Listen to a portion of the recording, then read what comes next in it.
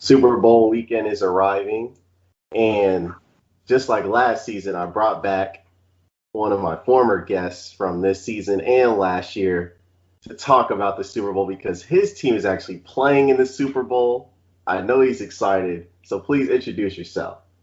What's up? What's up? This is IT back again on the AC podcast. We're excited about the Bucs. Looking forward to a good matchup. Yes, sir, indeed. So we got a lot on the docket today that we're going to get to. So I want to start with, a serious topic first because I feel like this actually needs to be addressed. So we are talking about the lack of minority head coaches in the league. As we look around the league currently, there's Mike Tomlin, an African-American head coach, Brian Flores, there's Robert Saleh, but he's Lebanese, and then we have this guy Cully that just got hired by the Houston Texans. He's African-American. But when we look at just Ron Rivera. Oh yeah, Ron Rivera as well. Forgot about him. He's Hispanic. And so when we're looking at just like the lack of African American head coaches, like what do you think we need to do, or the NFL needs to do rather, to get more minority head coaches hired? Because whatever they're doing is not working. Clearly teams are just doing whatever they want to do as far as, coaches are concerned.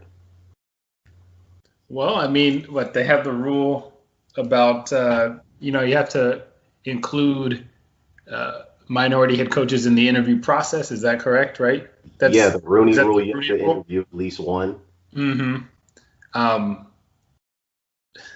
It's, to me, it's all about, I don't know if you can legalize or write laws, quote unquote, to fix this issue. If just interviewing a minority coach is all that's required, and maybe that's not your intent to have an African American head coach or a minority head coach, then you'll go through and do your due process and then go about your business. So it's, I don't think there's really much the league can do. Maybe they, I don't know. Maybe they were. I really don't know what would be on the on the table that's available to what is the word I'm looking for? Incentivize having African American head coaches. The Bucs have a full staff that's exactly made up of African American not head coaches, but African American coaches that are primary coordinators. Offensive coordinators, special teams, and defensive. So. Yeah. I don't know. I'd be interested to hear what you think, though. I think the thing is, we're looking at the two primary coordinators for the Chiefs and the Bucs that are in the Super Bowl. They're both black. Eric Bieniemy, I think he only got one or two interviews. Mm-hmm. And the jobs that were left for him to interview for the Texans and the Eagles, I didn't like those destinations. Those are the Texans. We're going to get to them later, but they're mired in dysfunction. And the Eagles, for the fans have been hearing me talk all season, I don't know why Eric Bieniemy would want to come to our organization. Our organization is trending in the wrong direction. And even when you're just looking at some of the African-American head coaches that have been hired over the years, we can go back to Vance Joseph and Steve Wilks. Those dudes, I think Vance Joseph got fired after 2 seasons with the Broncos. Who are his quarterbacks? Trevor Siemian and Paxton Lynch? Yeah. I mean, give me a break. What's he supposed to do with that? And then you talk about Steve Wilks. He got fired after 1 season, and he had Josh Rosen. That team was picking in the top 10, and then they ended up getting the number 1 overall pick. Now, the Arizona Cardinals rightfully got rid of everybody except the GM in that instance, and, they're better for it. They had a nice season, but you're looking at Todd Bowles being fired. I mean, come on now. Who was the quarterback of the Jets? Ryan Fitzpatrick and – give me a break. You're looking at some of these situations that these black head coaches have been in, and it's just you saw Anthony Lynn get fired, but to me, Anthony Lynn deserved to be fired. He was a little too conservative, and I couldn't with him. Well, we know, minority head coaches are going to be given a short leash, and it seems like if they don't come in with a magic pill, then organizations are going to say, hey, we tried it. We tried, and it didn't work. So we're going to go back and do what we want to do, because at the end of the day, we want a winning organization. And so at the heart, I think when you get to the heart of what these organizations want to do, it can't be you can't write laws to govern this whole system. And if they don't want to do it, I don't see unless you create some type of incentive. They have. Which is what?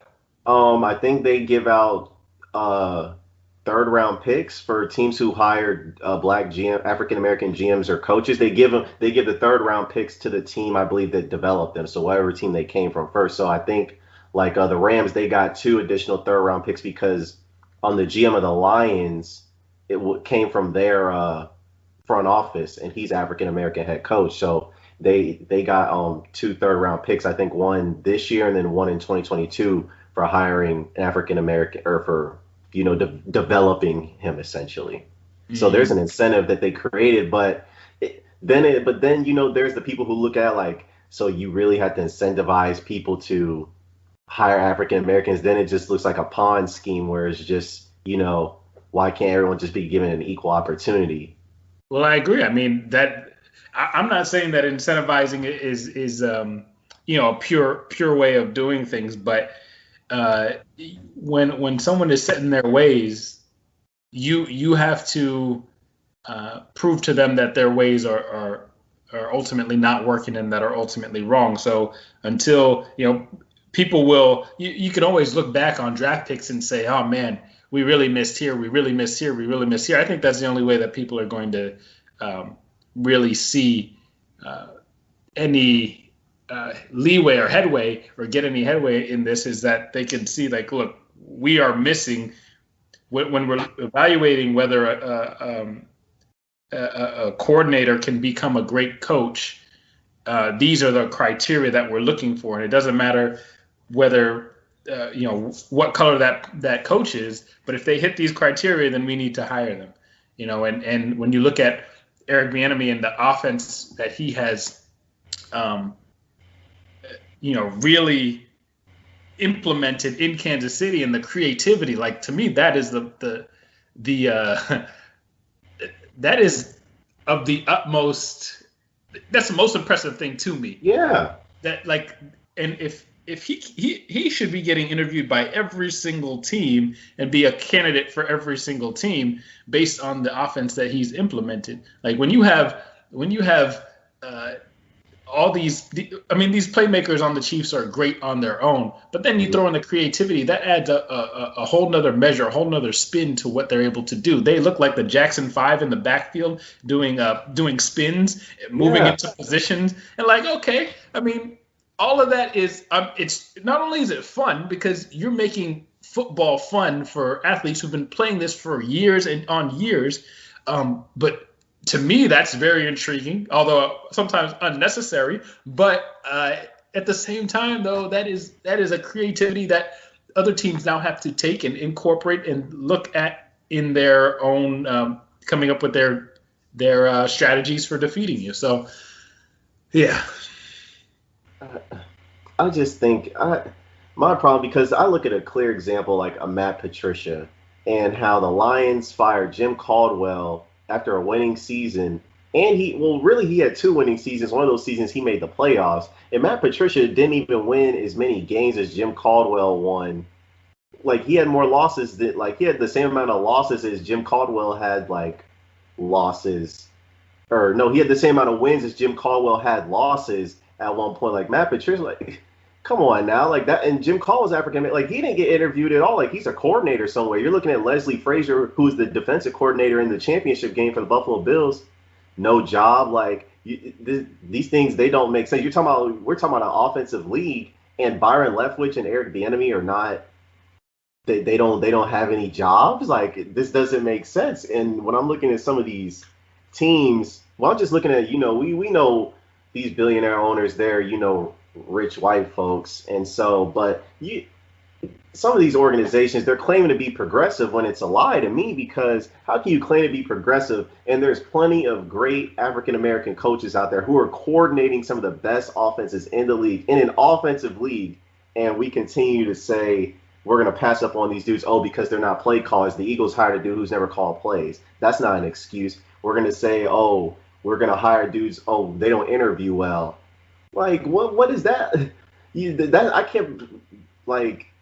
can't think how many times I've heard that about people saying that about Eric Bieniemy. He doesn't interview well. You're going to have me believe that this dude is unprepared and doesn't know how to interview for an NFL job? There's no way. That's smokescreen to me for something else. That's just an excuse. And to me, I think it's inexcusable that we have all these, African American coaches in the league who are coordinating some of the best offenses, some of the best defenses in the league, who actually have some fresh, innovative ideas and can bring in a good staff, and they can't get hired anywhere.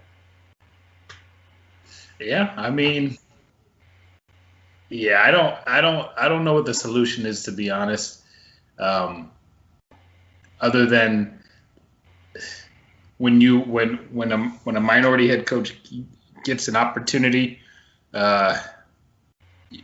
there's a lot riding on. Really, that's really what it is. There's a lot riding on how well you do, and because that will pave the way for future opportunities for coaches that are minorities. That seems to be very clear, because it also seems that even if you had some success in the past, say Todd Bowles with the Jets, there was a moment in time where he was fielding, not later into his tenure. Yeah, his first year they won about 9-10 games. They were fielding defenses that were super strong, but it's unlikely that teams will come back around to you. Like, you can see coaches who get fired and no one's coming to mind right now.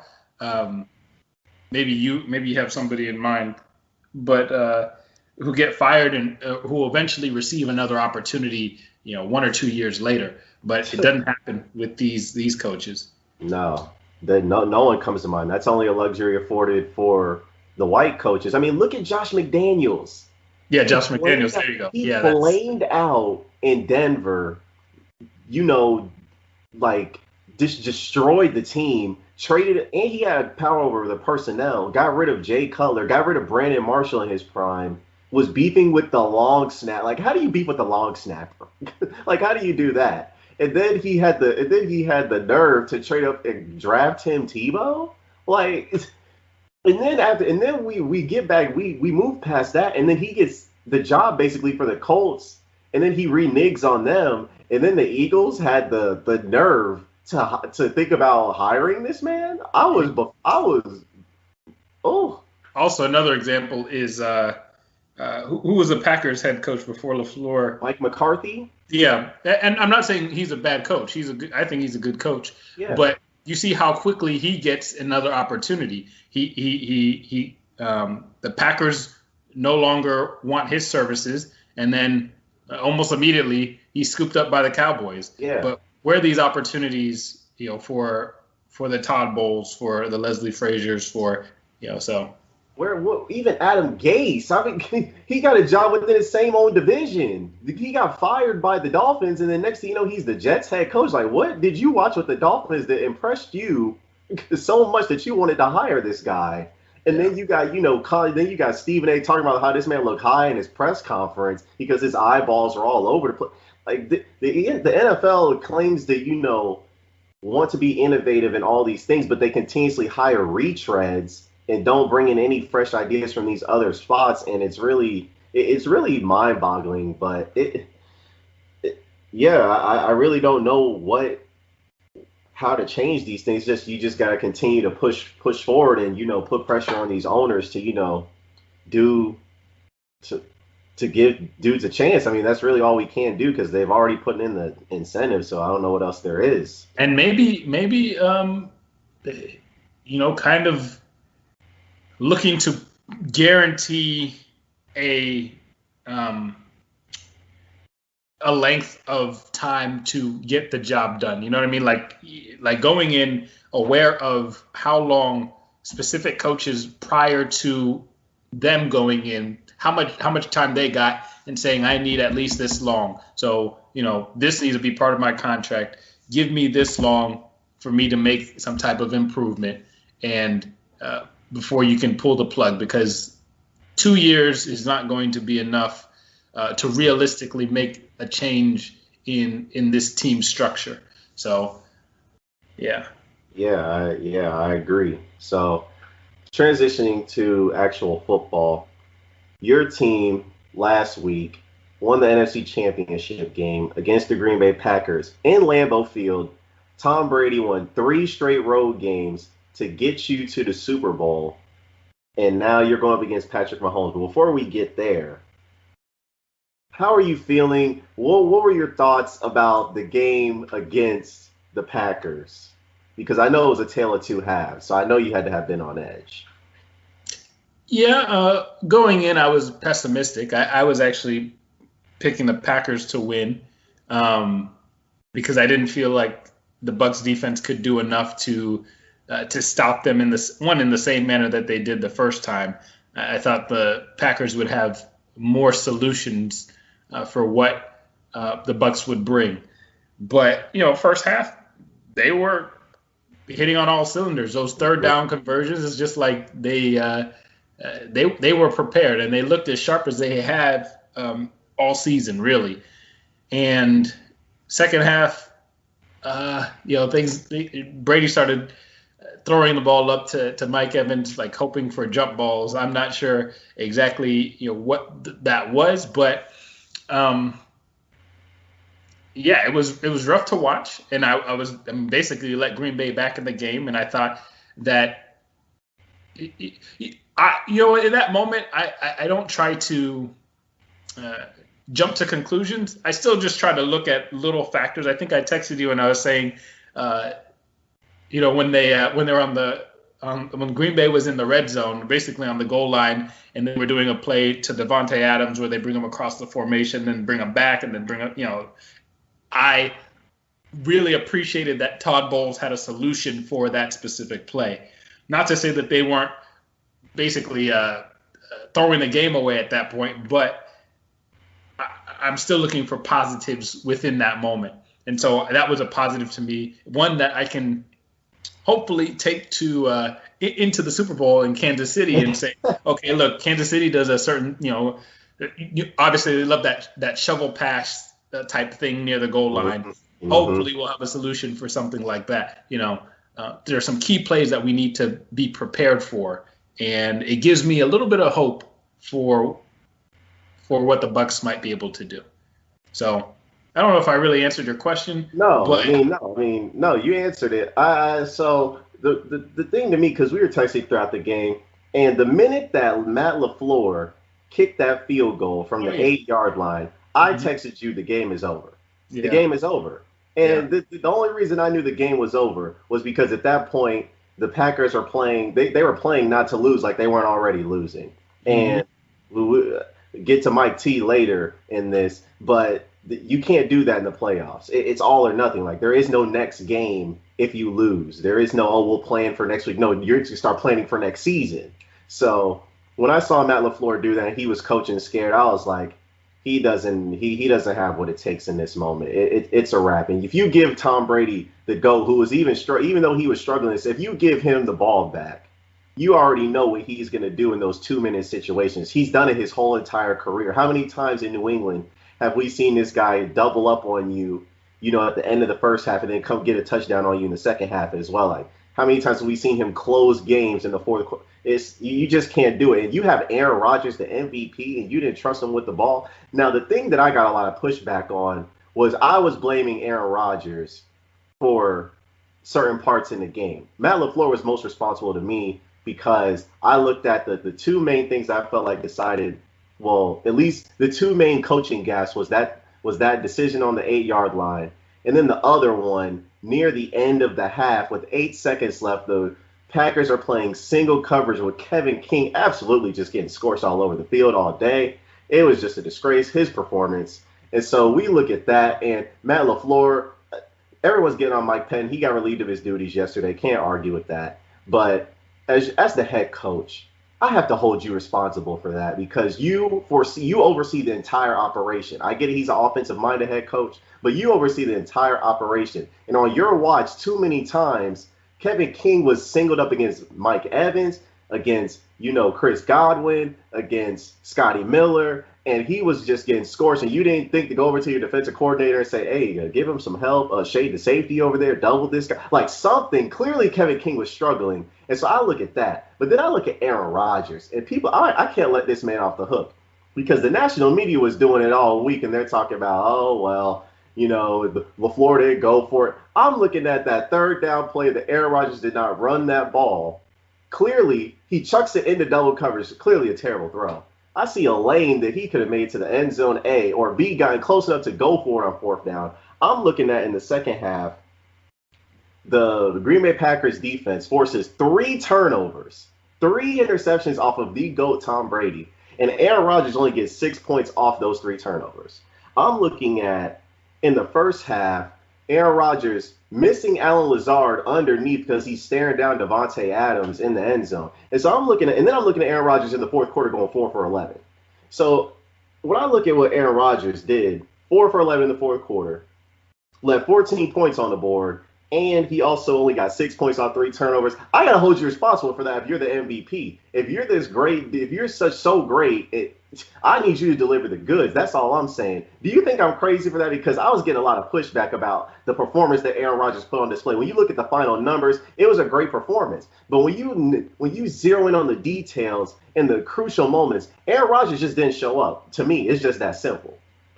I mean, I have a hard time putting heavy blame on Aaron Rodgers, mainly because the supporting cast, like when Aaron was delivering, he didn't have the help. Like if Devontae Adams had gotten that back shoulder touchdown, that would have relieved some of the pressure.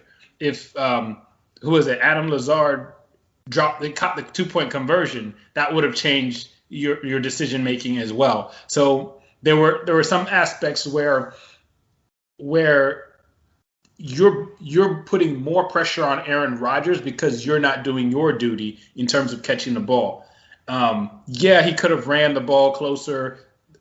Some of these are in the moment of that these plays are happening.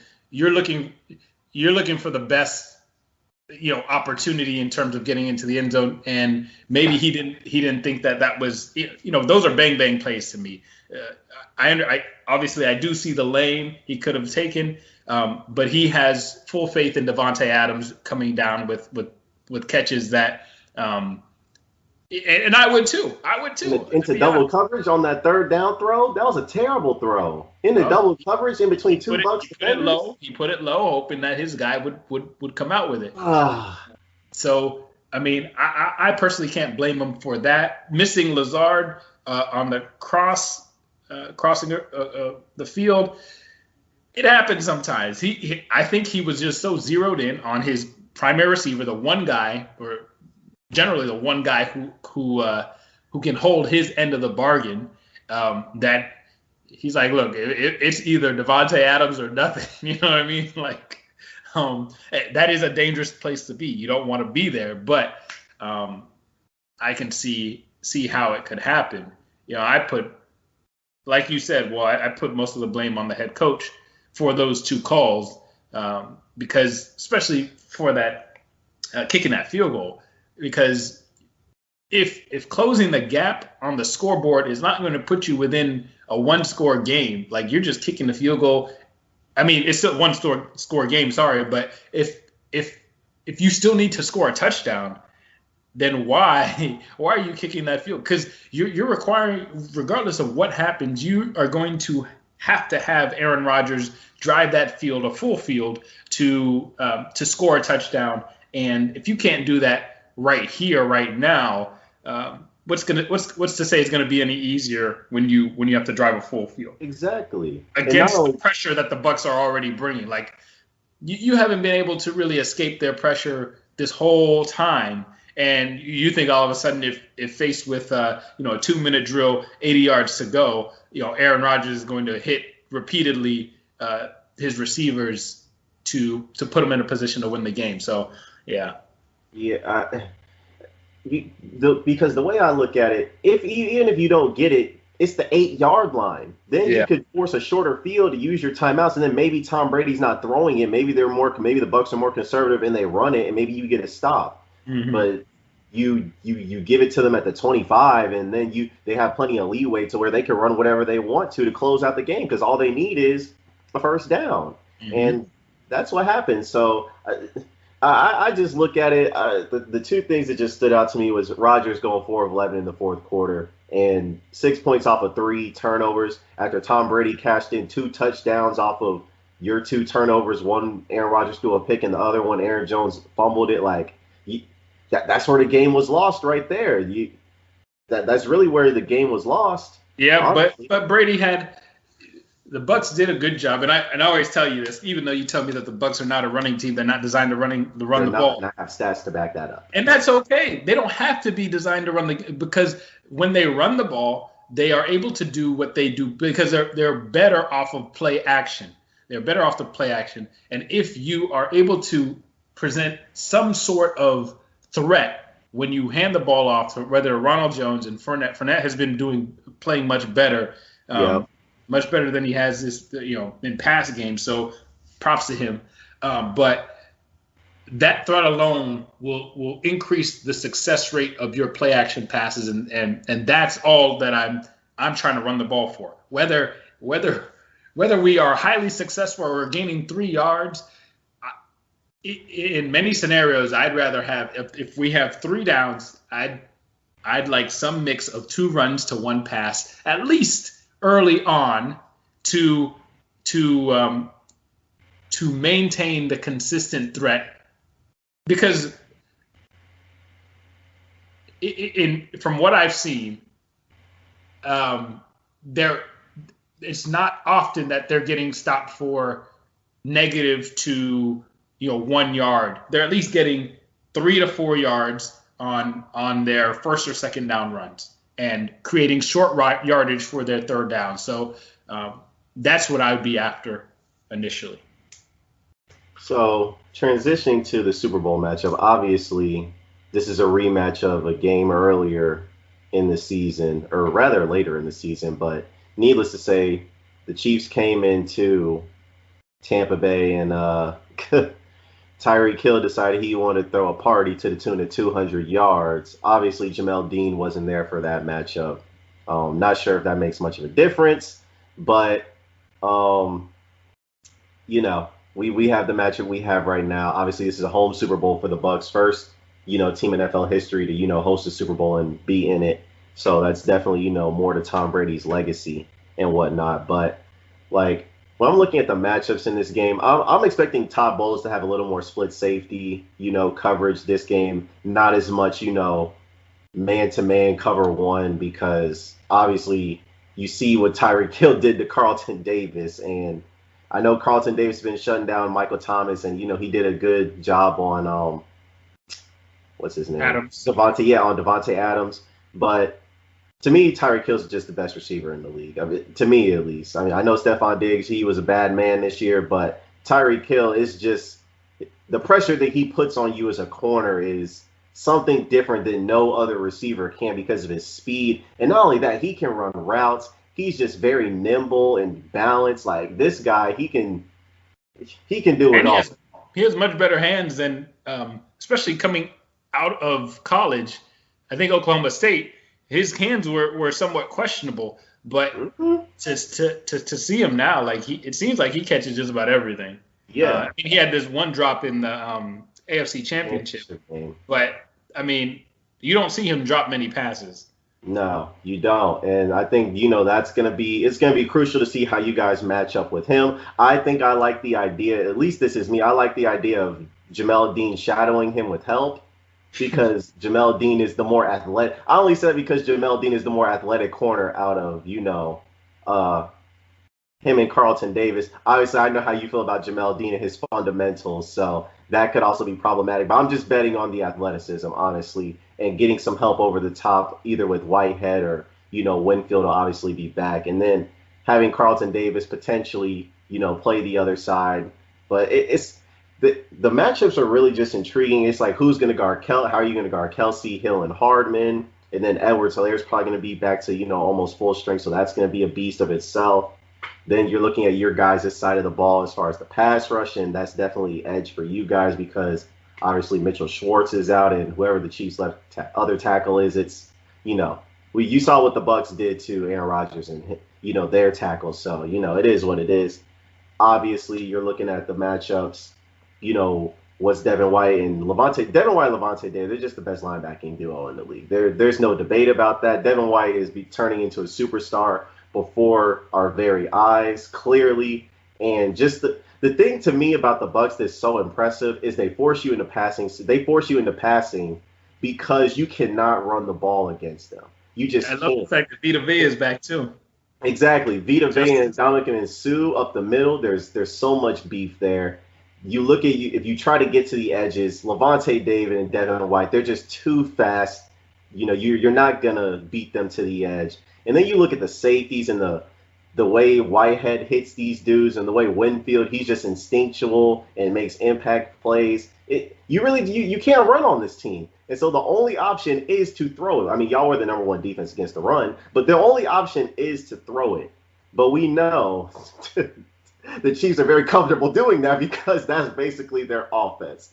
And so what do you think are the keys to this game essentially for, the Bucs to win this game? For the Bucs to win this game, the pathway to victory, I think, is they have to score on 90% of their drives. They have to score touchdowns too. Because I'm used to seeing a Bucs team that is inconsistent. And this is a main reason for my pessimism going into the playoffs, even with Washington, is they show me good football for a quarter or a half, and then something happens where balls are being dropped, miscommunication. Leonard Fournette had quite a few drops. Chris Godwin has had his fair share. Mike Evans has had his fair share. Tom Brady's high on his throws. I mean, it doesn't happen super often, but all of these things, it's like one after another, and all of a sudden we have 3 or 4 3 and outs, or maybe we get a first down and we end up punting. So we have to be consistent, and we have to score 1 touchdowns, and we have to score, I think, 90% of our drives in order to have victory. And then find a way to slow down the Chiefs. You're not going to stop them, but force them into to take what you give them. No over-the-top shots.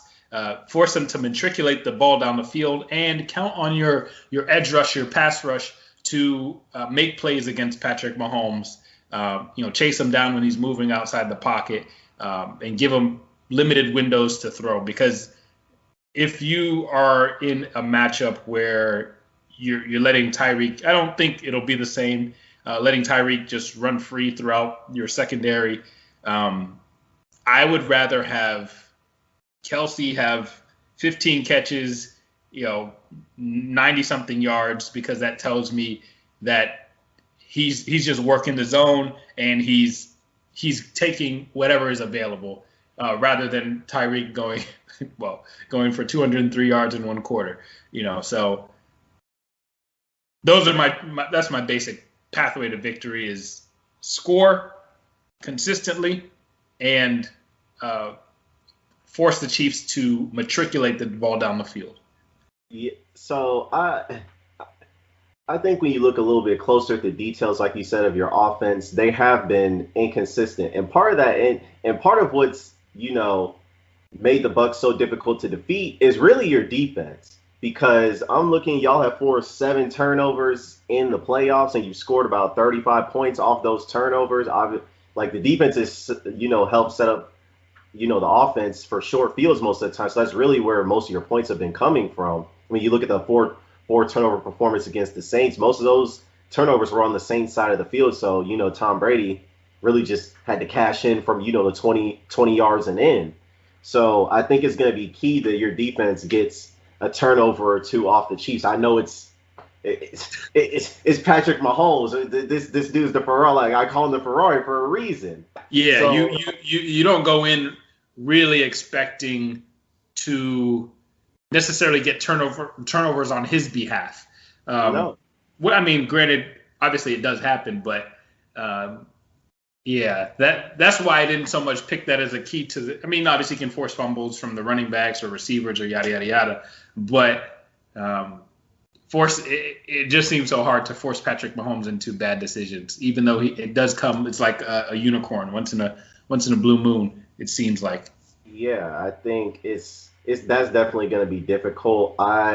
The thing that's so tough about the Chiefs is Patrick Mahomes has only lost 9 times in his career since he started, and he's never lost by more than 7 points, 7 or 8 points. So even if you're gonna beat him, it's still gonna be a 1-score game where it's gonna come down to him and the other quarterback. And I'm just looking at the Chiefs, and I just don't see how this team can be beat. It's just they just flip a switch, and even if they go down 10, they have the experience from last Super Bowl run where they were down 10 in every playoff game and they ran everybody down.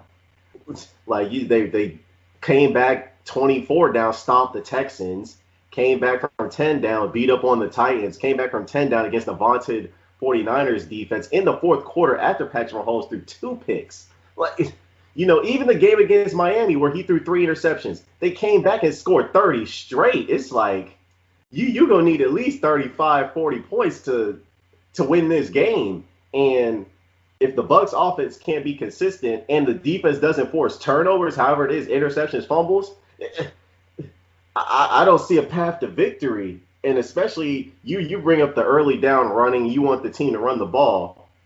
Well, according to my little stat sheet here of analytics, I'm not the biggest analytics fan, but, my analytics say the Bucs are one of the least efficient early rundown teams, and the Chiefs are the third best in long distance situations on downs. That's a recipe for disaster if you're the Bucs and you are not getting any early rundown success. I think that's a problem. I don't know. I think y'all might have to be passed first. But again, it's not about so much efficiency as it is about consistency. Yes, you have to have, in order to be consistent, you need some level of efficiency, but it doesn't mean that I have to be averaging 5 yards per carry when I break down the stats. I'm just saying, you need at least, mix in for every 3-yard runs, give me an 8-yard run, give me a 10-yard run, give me a 12-yard run, because these start to add up. And then now you have to worry, okay, once Fournette, if he's running the way he should, once he gets downhill, he's a load to bring down. And so I need to be prepared to fill these gaps, fill these holes before he gets going. And so now my play action game is much more effective, and I can use Gronk, I can use Brake in behind the linebackers. I can take my deep shots. I can manipulate the coverage, so now they're going single high versus, and that's what you want to get them out of. You want to get them out of that too high shell. And so if we can run effective enough, like I said, it doesn't have to be 5 yards a carry, but run effective enough to start making them think about, okay, yeah, we need to bring an extra safety into the box. Then that's my point. Well, I definitely think it's gonna be an intriguing matchup. I mean, who do you have winning this game? I know you gotta be a homer. Come on. Don't tell me you're gonna be pessimistic now that you done made it to the Super Bowl. The Bucs have proven you wrong. Because remember, we had this conversation in October and you weren't so sold. Mm-hmm. So we're here right now. Come on, give it to me. Tell me that you got the Bucs winning. We've made it this far with me being pessimistic, so I'm keeping that same attitude. So, he's not going to jinx it. I'm not changing. Now. There's no reason for me to change. Don't let me catch you in the streets. Don't let me catch you in the streets or in my messages talking about, see, I told you so. We won the Super. I won't say I told you so, but I will be celebrating if we win. No, you don't have the courage, your convictions to pick your team. No, but my convictions may be the reason why the team is proving me wrong. Oh my goodness, he's going with whatever he can. He's going with whatever. I will latch on to whatever. So if I need to be pessimistic for us to win, then I am pessimistic. Call me pessimistic Pete. So I am done. so I'm going with Kansas City. Oh my goodness. Well, we I'm already going know with who I'm riding with. like 30. If I were to pick a score, it'd be like 34-26, something like that. I got about 38, 31. Okay. And Toby did throw in his, he's actually working, so he was unable to make it, but he did want to enter in his score prediction, and he has Tampa Bay winning 34-31. He's going against Mahomes again at the last. See, this is the thing. Y'all don't listen to me. Y'all keep picking. See, last year, both of y'all picked the 49ers, and I told you about my man's the Ferrari. And the Ferrari and we were this close too, because and you I remember I didn't jump off. You were on the couch worried. You were biting your worried, but Patrick Mahomes, you were worried. I was worried, but the Ferrari delivered like I knew. Mahomes threw a pick. You say he won't throw another one. I said he's got one more in him. And next thing you know, he threw a pick, and Rodney was like, "Oh no, my homeboy." And then guess what happened? It ran him down. That's okay. But I'm picking the Chiefs, so there you go. Oh man. Well, as we transition, Mike Tomlin and the Steelers. Oh man. This one really, too many people have been defending Mike Tomlin. So, I got to set the record straight on this stuff because I'm just looking at the last 3 playoff games the Pittsburgh Steelers have played, and they've given up 36 to Tom Brady. They've given up 45 to Blake Bortles, and they've given up 48 to Baker Mayfield. Like, and Mike Tomlin's supposed to be a defensive head coach. 3-6 in the decade in the playoffs. And people are telling me Mike Tomlin's a top 5 coach. This is unacceptable to me. There's just so much I want to say about this. It's just really disappointing because Ben, I look at this game. We went down 28-0 like that. Like that. You talk about the center snapping it over the head, Ben throwing picks, getting balls tipped up in the air, making bad decisions, overthrowing dudes. It's just like a nightmare. And so I look at that and I'm just like, to me, Mike Tomlin, he's overrated. And not overrated and not average, because that's the other thing I said when Toby was on the podcast. I said Mike Tomlin's average, but not to most of the fault of his own, but to the people that he's surrounded with, because I just believe the offensive coordinator, he just didn't know what he was doing. And the defensive coordinator, giving a 48 to Baker Mayfield, I mean, give me a break. Giving a 45 to Blake Bortles, come on now. Like, giving a 36 to Tom Brady. Come on, man. Like, this is unacceptable to me. And so when we're talking about Mike Tomlin, this 3-6 record, 1 conference appearance in the decade, we're talking about going down 28-0 to the Browns. How can anyone defend this? Well, you can't, but the Steelers were figured out. So, like, they went, 8-0? I don't know. 11-0 and finished. 11-0. Yeah, they went 11-0. Some victories by the skin of their teeth. But you saw late in the season, they were just figured out. They have no run game. They have to rely on short passes. This was like at the end of the day, they were a guaranteed out.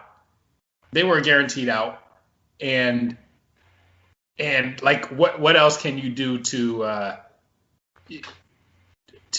you can't cover it up. These were just glaring issues that you couldn't cover up. And so, granted, I didn't see them losing this bad, but they were going to lose. They were going to lose. So I think people just don't understand because they're made. So when I make this argument against Mike Tomlin, I'm not advocating for this man to be fired. That is not what I'm advocating for. Although I was advocating for it after the 2017 season because that was just completely unacceptable what happened down the stretch of that season. But all I'm saying is, for as great as because people will always say this, and even the national media will say it, and it is just fool's gold to me. People say, oh, he's got the second most wins, since dot to dot time, other than Bill Belichick. Yo, Bill Belichick is winning Super Bowls. He's winning Super Bowls, like plural. We've only been to one conference championship. One. And people are like, oh, well, he's not Bill Belichick.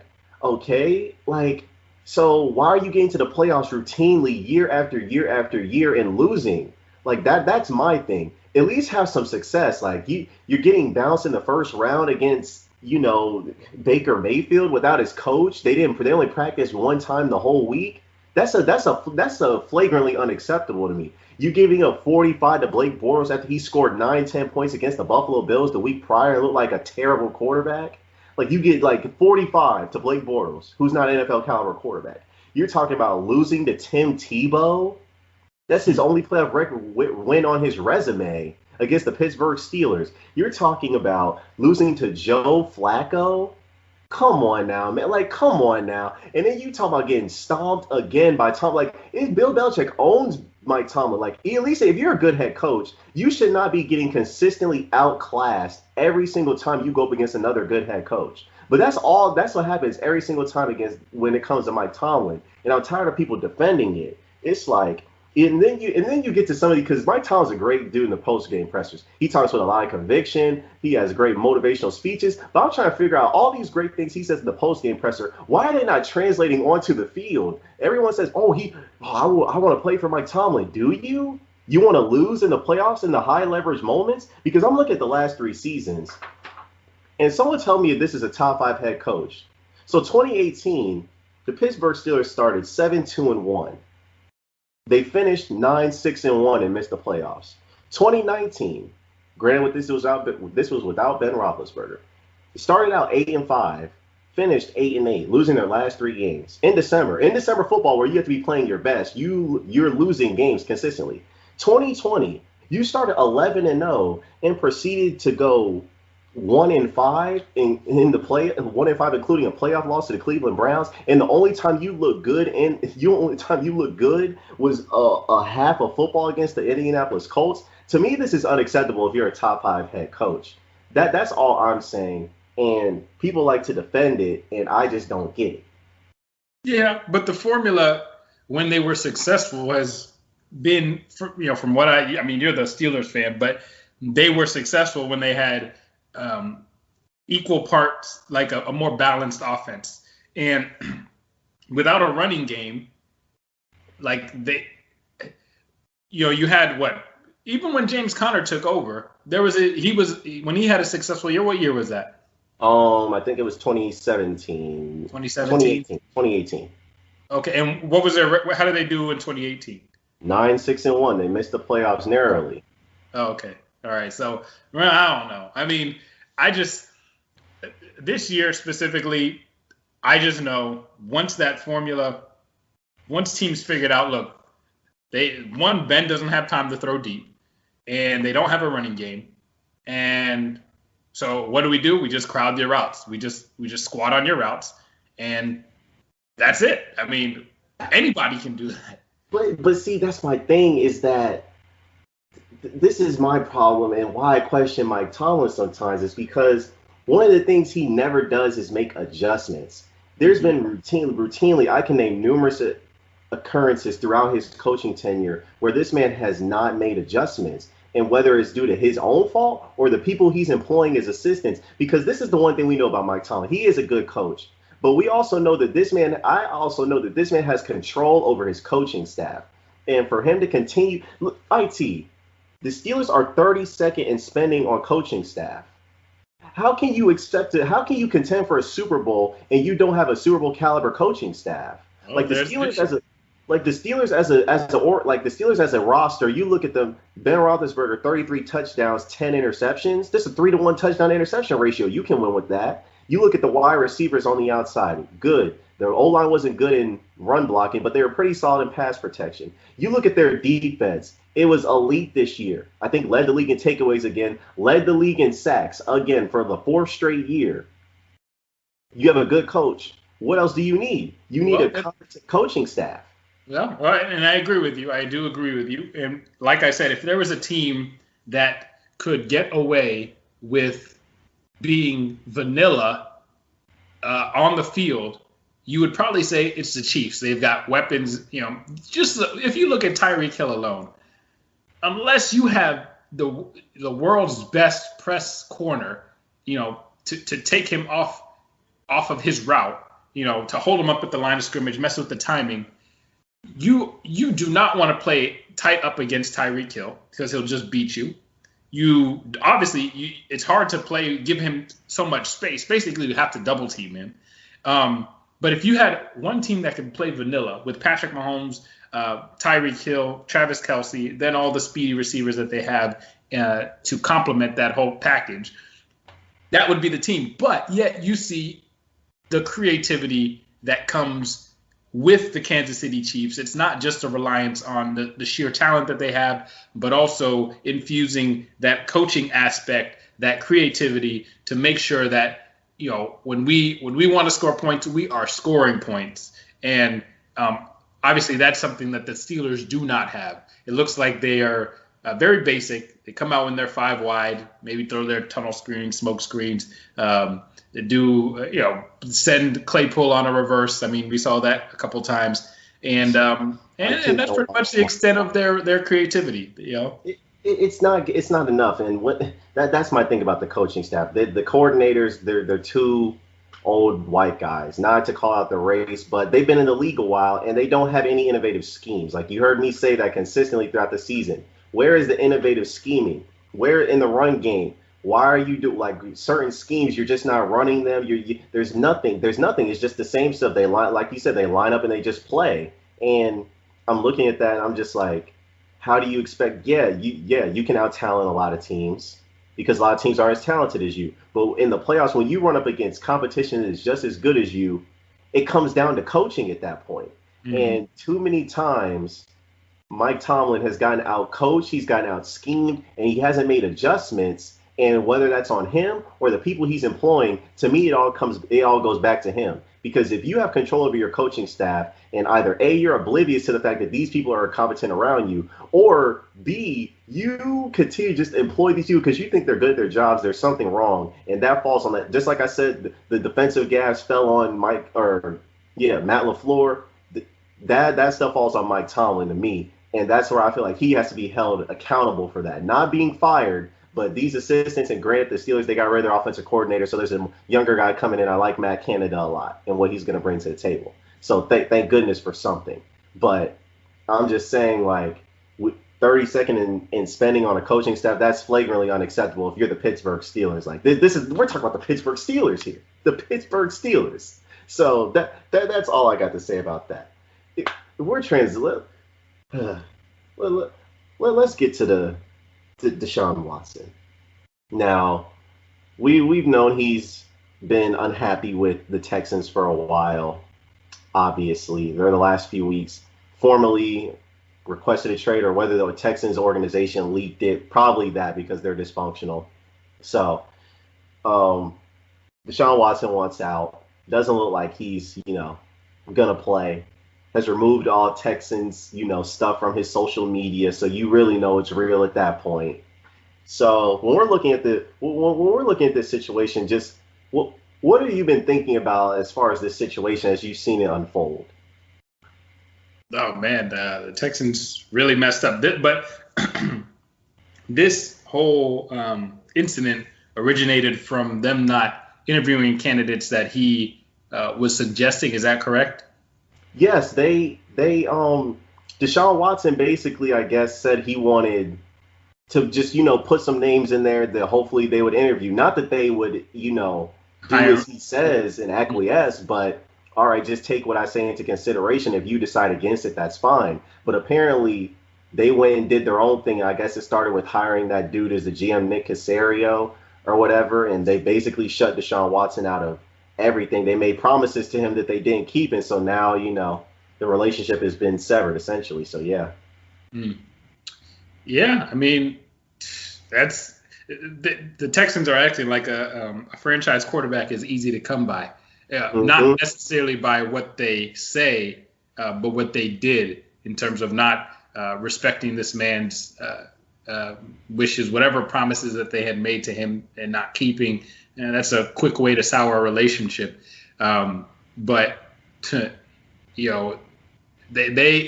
it's almost as if they've forgotten what life was without having a solid quarterback behind center. And so, they'll quickly find out again how franchises can be, how franchises can tank the moment their quarterback goes somewhere else or the quarterback play goes south.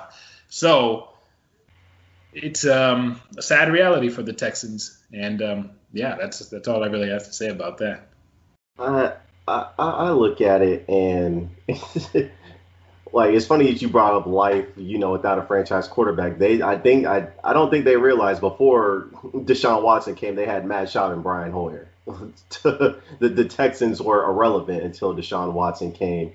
And you're just looking at, I mean, the Texans technically don't have to trade him because they've got him locked up for the next 4 or 5 years until 2025. So technically they don't have to trade him, but he could just not come into work. I mean, they front loaded a lot of his contract to the point where, he got $27 million up front. So, he's not going to be hurting for cash. And, with athletes nowadays, endorsements and all this stuff, like Deshaun Watson, he's basically got the whole world on his side right now. And frankly, the other part of this is he really gets to decide where he wants to go because he has a no trade clause. So he's going to have to waive that for whatever team he gets traded to. And so I'm looking at the teams that are realistic because there's other teams that need quarterbacks we know there's going to be a lot of quarterback shuffling this offseason. Obviously, we've seen some news drop last night that we'll get to, but I'm looking at teams who need quarterbacks but I just don't see them as realistic options that Deshaun Watson would waive his no trade clause for. The Colts,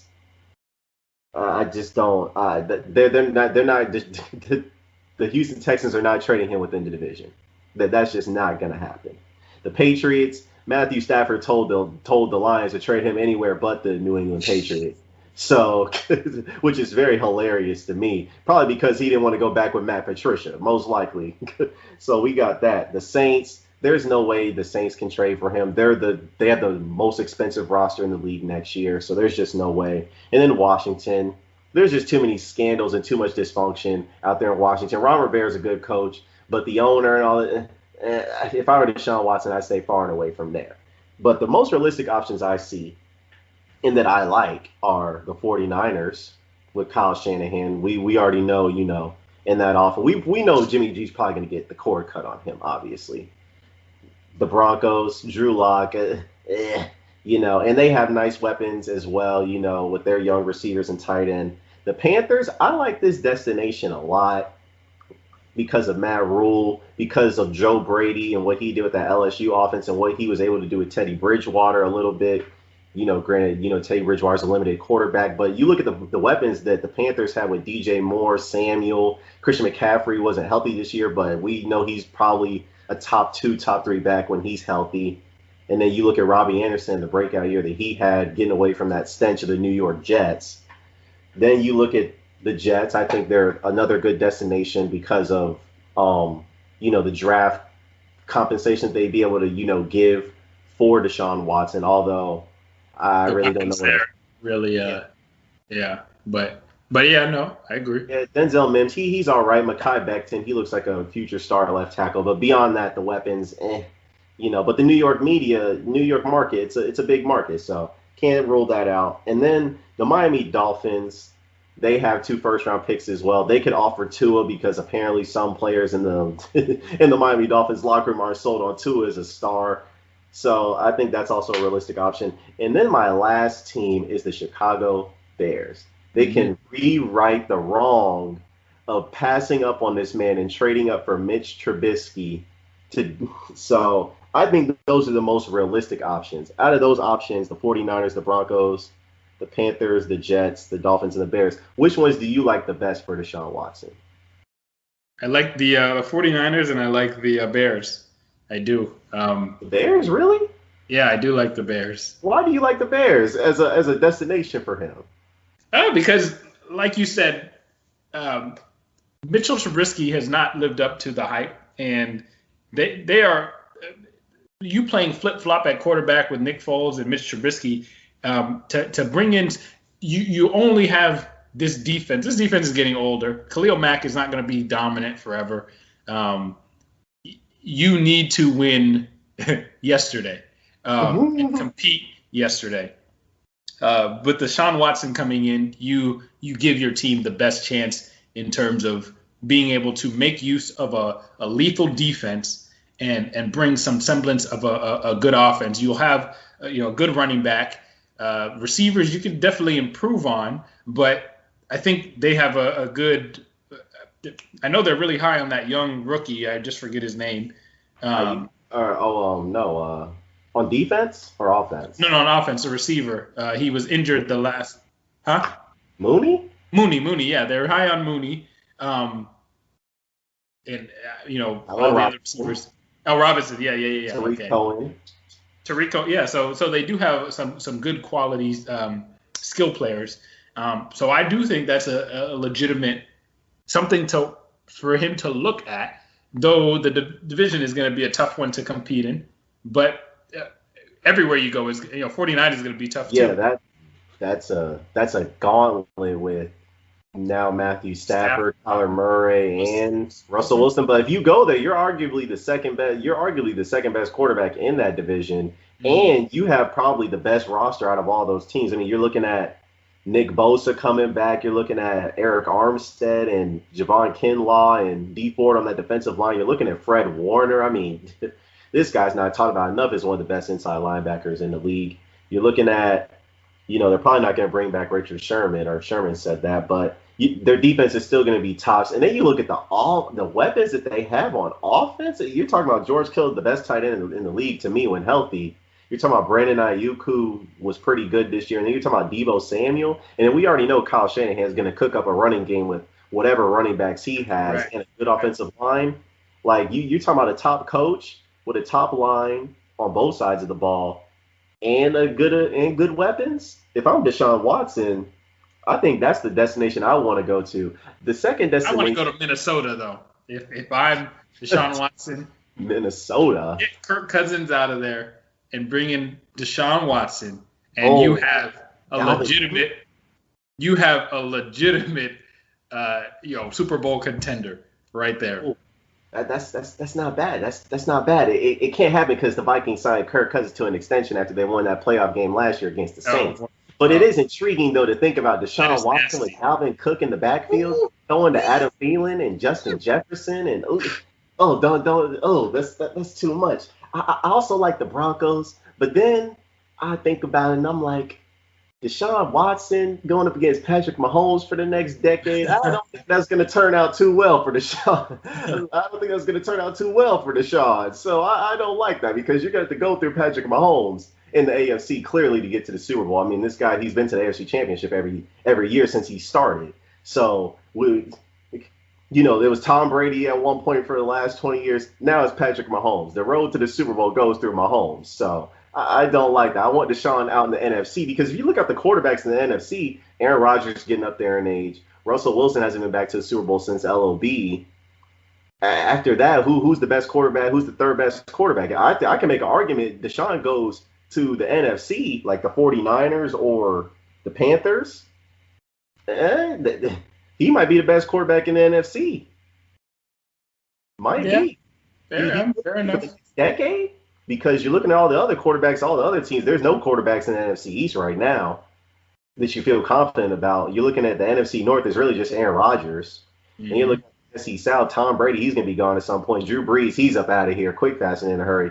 Falcons and Panthers, they don't have quarterbacks. Panthers if they get him. But needless to say, they don't have quarterbacks right now. And then the NFC West is really just Russell and Kyler.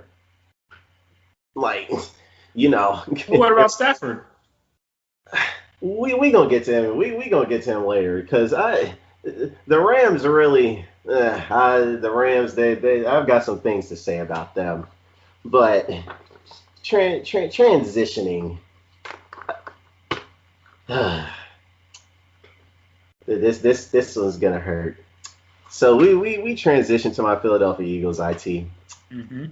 I know you've heard a lot from me talking about this, on the AC podcast. It got so bad I had to make, the Eagles their own separate episodes because just to explain the layers of dysfunction going on in this organization, it's just really, really disheartening.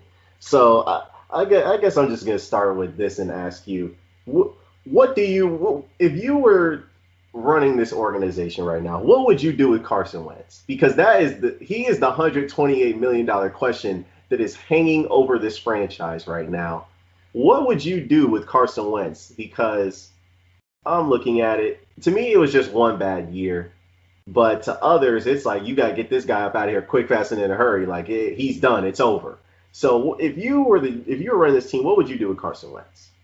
I mean, provided he's not a cancer, I would work to reincorporate him into the fold and figure out what he does well and try to incorporate that into my strategy, my team strategy.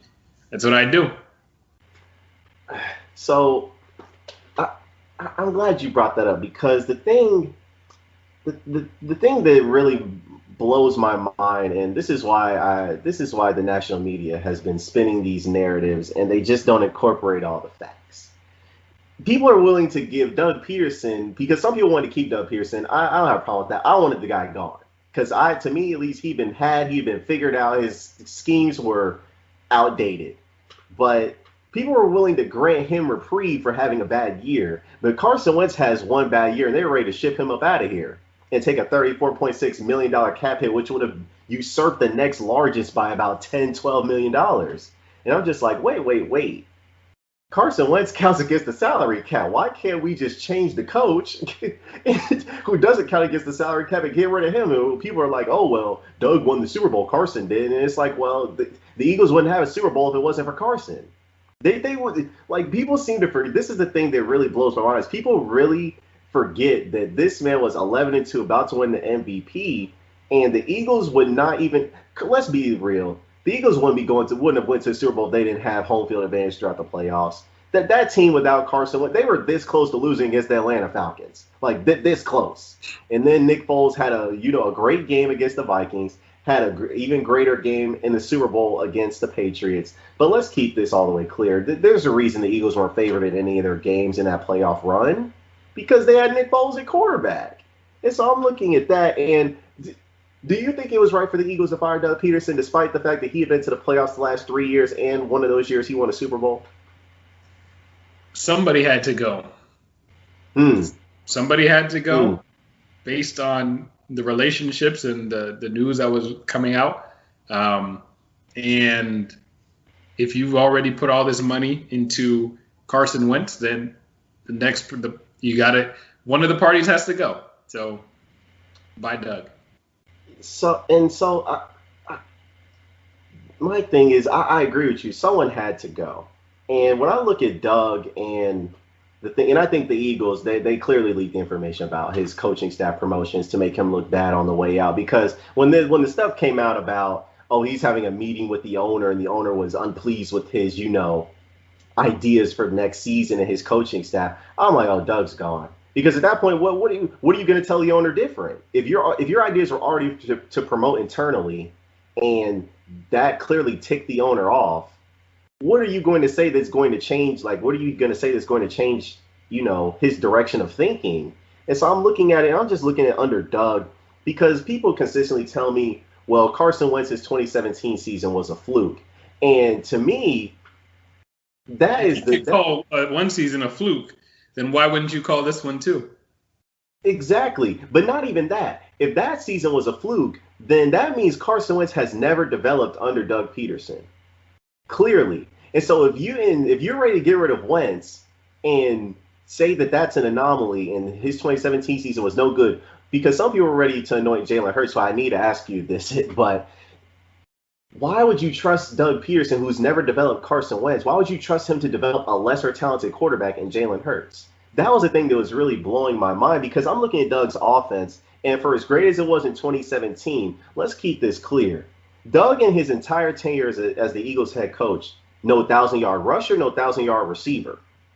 Never in 5 years. That's problematic to me. You continuously heard me say it. The Carson Wentz. You look at the 3 to 5 years he's played. He's had the worst rated receivers in the league.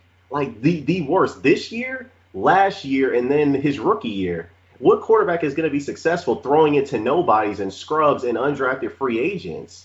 Like Peyton Manning.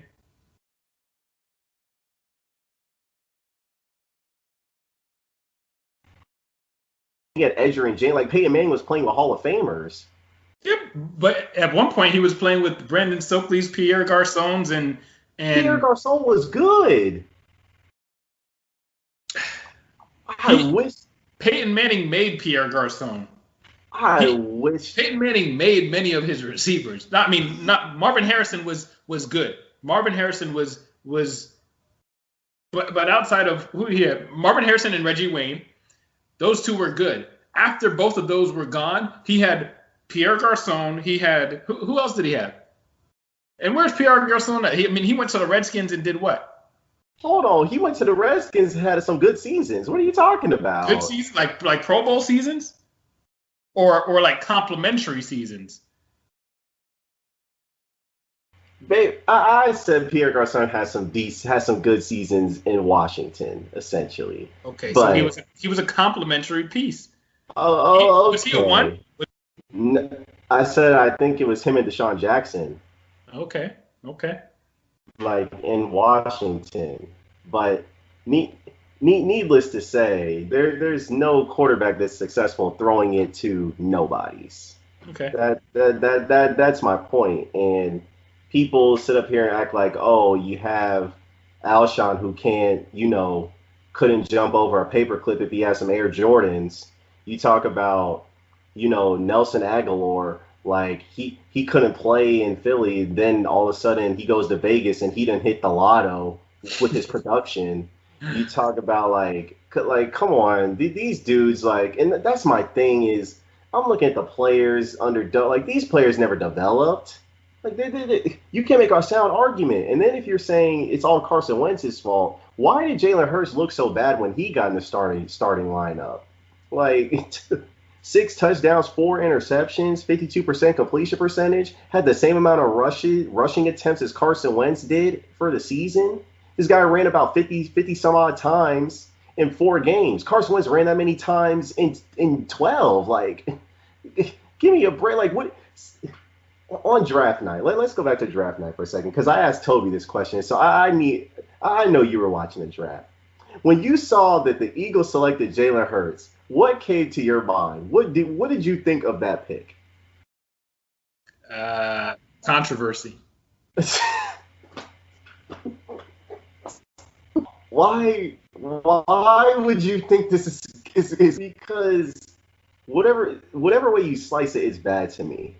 If you're doing it to replace Carson, why did you pay him 10 months earlier? That makes no sense. None. If you're doing it because you want a backup, you can get a backup in free agency. No one uses second-round picks on backups. No one in the league does that. No one anywhere.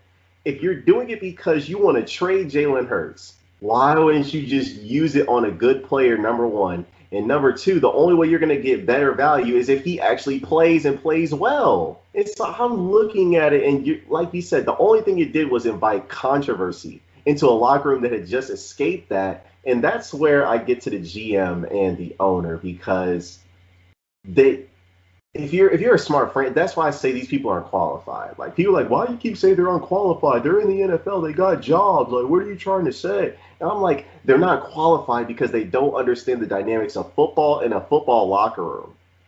Like that's what that is to me. Like these football decisions don't really make sense. You use a first-round pick on a dude who did nothing this year, essentially, and you could have had Justin Jefferson, who went the pick after. Then you have a second-round pick who is a quarterback and what did you exactly get out of him except controversy and 6 touchdowns and 4 interceptions? What was that really worth it? Third round pick, you take a project linebacker. Fourth round, you take a tackle, but he got hurt. Fifth round and sixth round, you take receivers that, like, come on, you're just shooting darts shooting darts in the dark at that point. And so I'm just looking at it, and I'm like, how can anyone make an argument that this is competent GMing? Like, can you make that argument? Because I can't. No, I can't. I can't. You're trying to build your team for the season. You're trying to help your team now. I mean, not only now, but players that can help you now and into the future. And I understand Toby's arguing about how, Rager fit a certain scheme or style that the Eagles were doing, whereas Justin Jefferson may have not quite fit that. But taking Jalen, I don't know, maybe they had some Taysom Hill complex where they felt like, he could be a do everything type of player. I don't know. I have no idea what they were thinking. But that's the thing, though. It's like, even if no matter what argument you make for it, it's still boneheaded, because you say Taysom Hill was undrafted. Mm-hmm. He wasn't. They didn't send a second-round pick on him. He was on the Green Bay Packers practice squad, and the Saints got him off the practice squad.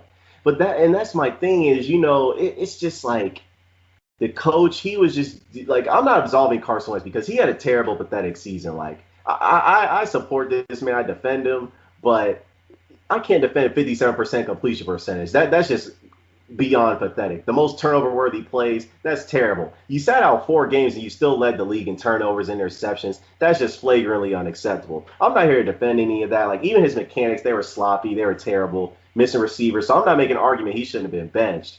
But are we really sold on Jalen Hurts? Like, there's some people that are actually sold on this. Like, 4 games. Like, let me read you his last 20 drives, and you tell me if you would be sold on this. Jalen Hurts' last 20 drives. Team points, 17.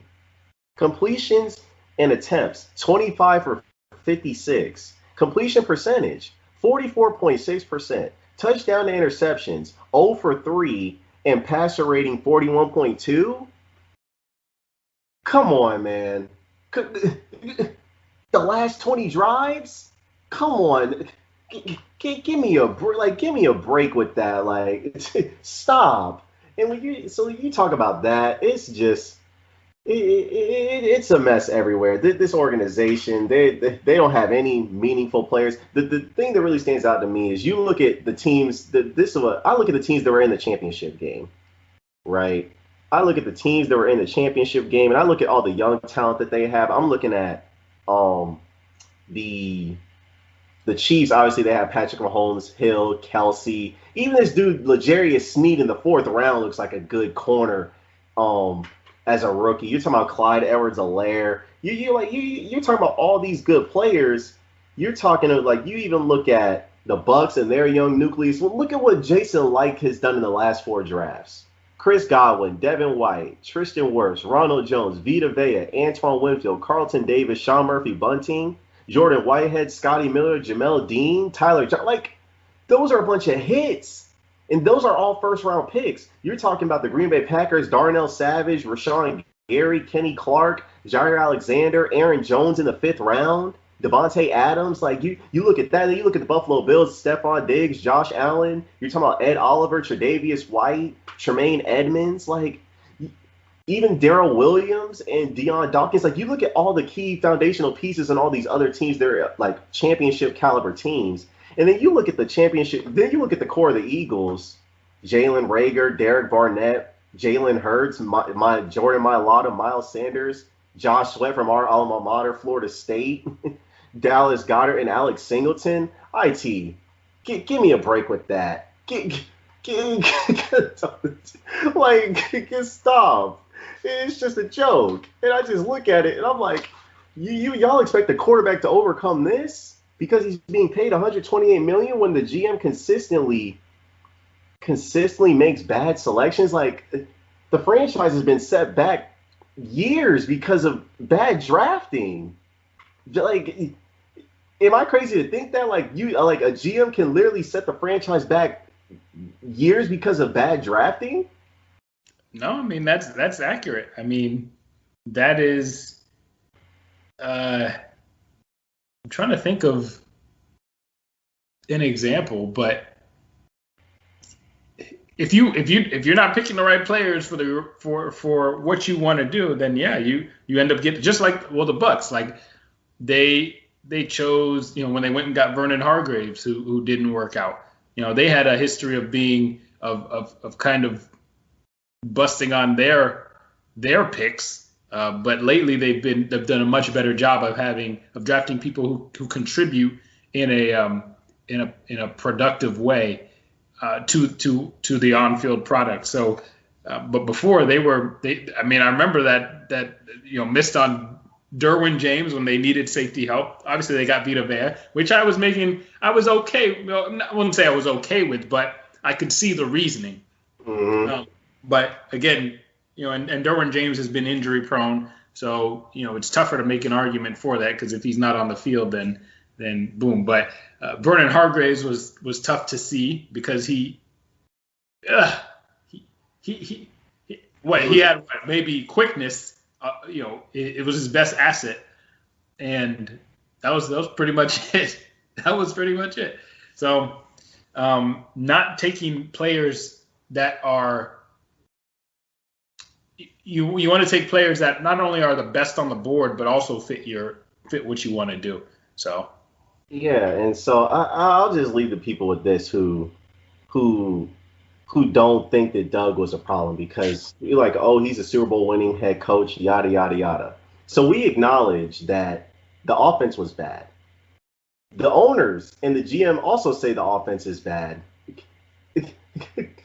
And Carson Wentz tells us the offense is bad, and yet we all want to still keep the head coach. That doesn't make sense. And then when I'm looking at this is coaching malpractice to me. The Eagles these are just some stats. The Eagles in time to throw were 30th. In sacks they were last. In turnovers they were 30th. Yet they ran more vertical routes than any team in the league. That is coaching malpractice. I'm sorry. I'm sorry. That right there is absolutely absurd when your receivers are one of the worst. The only team I can say has worse receivers than the Eagles is the New England Patriots because they just have nothing. Like just nothing. Just barren wasteland, desert type stuff they have over there. But you're looking at the Eagles, Alshon Jeffrey, give me a break. Deshaun Jackson, you were right about him. He's brittle. He's gone. He's up out of here. He's going to get cut as well. You're talking about Jalen Reagor. We don't know whether this guy's good or not. J.J. Arcega-Whiteside, he's a scrub. He showed up to training camp with his mother holding an umbrella over him. Like, are you a grown man or a boy? Get him up out of here. You're talking about Quez Watkins. He's a 6th-round pick. He's not going to be a superstar. And you're talking about John Hightower from Boise State. Give me a break. He only looks like a 1st-round receiver against the Florida State Seminoles. Like, stop it. Give me a break here. So I'm looking at the Eagles and what they need to do in the draft. And I'm sorry. I'm all in on either Jamar Chase, Jalen Waddle, Devontae Smith. And if none of those dudes are there for some odd reason, you can give me Kyle Pitts. Really. And I only say Kyle Pitts because I trust Daniel Jeremiah's draft evaluating. And he says he's a can't-miss prospect. So there's that. But we get to what transpired last night. Jared Goff and Matthew Stafford have swapped places. Matthew Stafford, this really, really, really just blew my mind. Matthew Stafford was worth 2 first-round picks and a 3rd to the Los Angeles Rams, and the Lions get Jared Goff. But aren't they swapping first as well? I don't think they're swapping. I think the Rams gave those up. They didn't swap. The Rams don't have any first-round picks until 2027, I think. No, the Rams, they just give away first-round picks like candy. Wow. Yeah, it's crazy. Look, the 2016, they drafted Jared Goff in the 1st round. Then the next 6 years until 2023, they don't have a first-round pick. They don't have any. They traded their 2 first-round picks to Detroit in 2022 and 2023. And their 2 first-round picks, they traded 2 first-round picks, remember, last year for Jalen Ramsey. So they don't have any first-round picks. Oh, man. Let me just Check. Yeah, I guess. Yeah, I thought the Rams got a little more than just Stafford. Just Stafford. You see, it's crazy. What, like, is Matthew Stafford really worth that? Matthew Stafford? I mean, come on. Like, I know Matthew Stafford's got some arm talent, and I know the Detroit, they've been a franchise mired in mediocrity. I'm talking about one playoff victory over the last 60 years. That's just disgraceful and pathetic beyond measure, what the fans of Detroit have been subjected to. But Matthew Stafford? 2 first-round picks and a third? Talk to me. Well, maybe I'll stay with me here. Maybe they are looking, at what the Bucs did. Obviously, Tom Brady and Matthew Stafford are not in the same sentence. Mm-hmm. But when you bring in a veteran quarterback who knows what he's doing and has the arm talent and the ability to elevate the position, and you see that the Bucs went from 7-9 to Super Bowl, then maybe that's their argument for bringing in Matthew Stafford and saying, look, we are very close. Cam Akers came on late on the year. Obviously, you have that defense that is number one, exceptional. And if we only have consistent quarterback play, then we are right there as well. Then maybe that's the argument. But that is a lot for. And like I said, I texted you yesterday that more than anything, this shows me what you truly think of Jared Goff. Because you're willing to sell the kitchen sink, the whole car kit and caboodle for Matthew Stafford, who's won one playoff game? He hasn't won any playoff games. Oh, he's 0-3. 0-3. You're selling this all for an idea, really no proof of concept in a sense. So was Jared Goff really the answer when you paid him? Did his skills diminish? What happened? Because I thought he was the answer. I mean, to me, this is very simple. If the Rams don't make a Super Bowl at least, this is a failure. Because Jared Goff got this team to a Super Bowl. He got them there. And I agree that you brought up the point about the Bucs, and that's a great point because you look at clearly Jameis was holding this team back because the minute you didn't change anything else and you put Tom Brady on this very same team, they're a Super Bowl contender. Come on now, because no one thought the Bucs would have gone this far. I mean, people look at the roster like, yeah, this is a good roster, but you put Tom Brady on, and everyone now they started glamorizing the Bucs as soon as he went on it.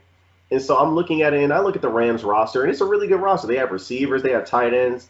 They have a pretty decent line. We know Sean McVay is, one of the best coaches in the league. We know their defense is number one, obviously. And so clearly you can make an argument Jared Goff is the thing holding this team back. But I just look at it and I'm like, Jared Goff has won about 3 or 4 playoff games. He's, he won a playoff game with a broken thumb against Russell Wilson, against Russ. And the thing that really just blows my mind is at some point where there was smoke, there was fire because Sean McVay, after they lost, is talking about, is Jared Goff going to be here? Oh, well, we'll see, giving those types of answers. And the GM is talking about, Jared Goff's the quarterback right now. And clearly you're doing something behind the scenes at that point. And to sell on a guy like Matthew Stafford, look, I'm not going to bag on Matthew Stafford because some of it is not his fault. Obviously, he was in Detroit. But come on now. Teddy Bridgewater won this division once. I know Aaron Rodgers has been in the division a long time, but Teddy Bridgewater won this division once, and Mitchell Trubisky won this division once. Give me a break. You can't win. You haven't won the division once since you've been in Detroit, and you have no playoff victories at all? No. I'm not letting the Rams off the hook here because they just pinned this whole ordeal on Jared Goff. If the Rams don't make it to a Super Bowl, this trade is a failure. It is an absolute failure. There is no excuse. There's no excuses because just like the Bucs did with Jameis, and they put it all on him. The Bucs cashed in because Tom Brady has, vindicated their, predictions about Jameis. If the Rams don't at least make a Super Bowl, this trade is a failure to me because what else can you change on? Like, what else are you going to change on the team? Like, you're stacked everywhere else. You have Jalen Ramsey, the best corner in the league. You have Aaron Donald. You have receivers and tight ends and a good play caller. You have a running game with Cam Akers from Florida State. So to me, there's no excuse. I don't want to hear the excuse that they're in the hardest division either. I don't want to hear that excuse either. The Rams have to make a Super Bowl. If not, this trade is a failure. Well, they do have a history of going all out for what they want and what they need. Because isn't that how they made it to the Super Bowl in the first place? Yeah, I mean they paid up on Todd Gurley. They loaded up on Jared Goff to get him in the draft. They went and got Marcus Peters. They had Aqib Talib, I believe, that year. They're I give them credit. They swing. They are an all or nothing. It's almost like they go year to year. Like, hey, like we will let's get what we need now, and we'll figure out the rest later. Well, yeah, I mean, but you also have to. I also look at it, and I'm like, they're in the LA market. The LeBron's down there. The Dodgers won a championship. Like the Rams would get past though. Like they're the main team in LA. No one cares about the Chargers. I mean, Justin Herbert is is going to be a box office dude at some point, but right now that's not the case. I mean, you're looking at that new stadium that the Rams are playing in. Like, you better be making some box office moves because you'll get passed up, and people in LA, they'll go do other stuff. And so I look at that as another factor is that GM Les Snead, I give him a lot of credit. Like he swings for the fences, and also like I can't knock the Rams for devaluing quote unquote first round picks because they've hit on a lot of late round picks. Like a lot of them, like Cooper Kupp, they've even signed quality dudes like Robert Woods. They got like these. Like their defense is basically built around 2 first-round picks, Aaron Donald and Jalen Ramsey, and a bunch of guys like John Johnson, a 3rd-rounder, Jordan Fuller is a 6th-rounder, like Micah Kaiser and Kenny Young. Those are just, dudes that are playing above their potential. Like they know they've done something right clearly, but man, they better keep hitting on those late-round picks because if the chickens come to roost and the salary cap comes to collect and they don't have anything to show for it, or if this team falls off precipitously in any way, it's going to be a disaster to clean up. Yeah, I agree. So, unfortunately, I have to bring this stuff up because I have Cowboys listeners. So I don't like talking about this team, but. Looking at the Cowboys situation, fired the defensive coordinator Mike Nolan. He deserved to be fired. Let's just keep that all the way clear. It was a disgrace. They brought in Dan Quinn, which I want to ask you some questions about because I don't like this hire one bit. But I'm not a Cowboys fan. But needless to say, Zeke regressed. Andy Dalton, people thought he could be a Nick Foles and carry them somewhere that he couldn't. Stop it. Andy Dalton looks relatively average. They have 3 good receivers. Mike McCarthy, he's still questionable as far as a coach and what he's doing. And then you just look, and then there's the Dak thing hanging over this franchise. Do you believe Dak is a franchise guy? I think so. I think he's shown enough on, even though many times they're playing from behind, but he's shown enough accuracy, enough ability, enough escapability to solidify himself as a franchise QB. I think more needs to be done in terms of putting the team in better position to compete early on versus playing from behind. So, yeah, I would say he's a franchise quarterback. You have those fans that'll make the argument he's 6-11 in his last 17 starts, and he's responsible for some of that stuff where they're down early in games. Yeah, well, so it was the defense. The defense has not been very good either. So, I mean, it's what comes first, the chicken or the egg?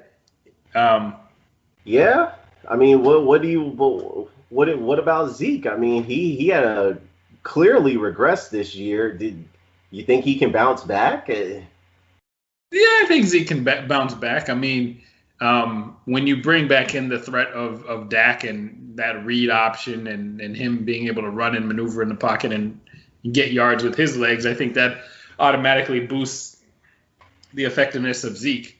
So, yeah, I do think he can bounce back. I think Zeke is always been an interesting character to me anyway, but I won't even go that route. But yeah, I think the Cowboys will be probably favored to win the division next year. Can't argue with that because Washington, they won it at 7-9 and they have no quarterback. The Giants, the Eagles, oh my Lord, they're probably destined for last again in this terrible, terrible division. So by default, if Dak doesn't get hurt, it's them. Like they have the most talented team in the division. The thing with that with the Cowboys to me is just I think I think Dak's gonna leave. Like I know they're gonna franchise tag him this year. There's no way they're paying him a long term deal. There's just no way that they're gonna give him a long term deal coming off of an ankle injury. Do you think he's a franchise quarterback? I do, but people bag on him and make it seem like he's not. Like, and the Cowboys, for some reason, won't pay him. They want him to take a quote-unquote hometown discount. Like, yo, I was a fourth-round pick. Like, where's my, like, cough up the dough?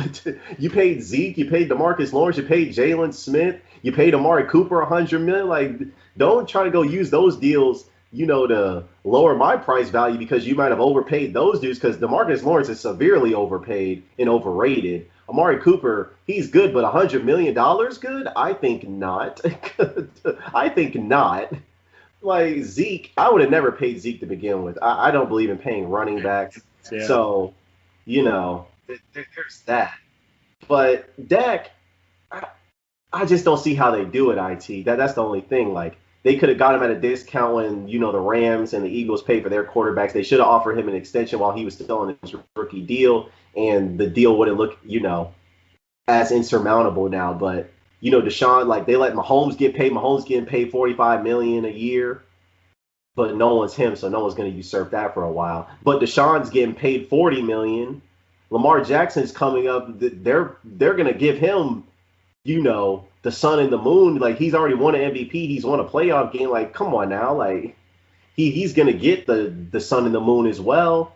And so when you look at it, the Cowboys, they weren't willing to pay Dak $33 million. Now I'm supposed to believe they're going to pay him $40 million coming off an injury? No. So I think they're going to franchise tag him. And then after that, I think Dak's going to hit the road because there's no way the Cowboys are tagging him a third time for $57 million. There's just no way. So that's what I think, at least. But I want to ask you about the defensive coordinator because I feel like this stuff doesn't get talked about enough. These retreads of this same Seattle scheme. Do you feel like the Seattle scheme is outdated?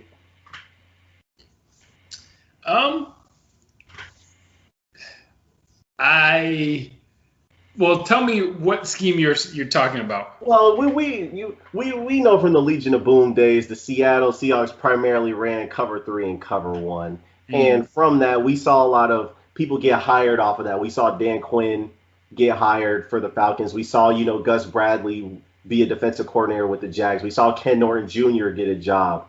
We saw Chris Richard, who was a disciple under Seattle, get a job as well. Like, there's just a lot of, cover 3, cover 1 dudes throughout the whole league. And so it's not really a defensive scheme that's, or anything like that. Do you think it's outdated? Because I think it's relatively vanilla and stale now. Like, because I look at what Brandon Staley did with the Rams and more of where the league is trending as far as passing early on first downs and whatnot.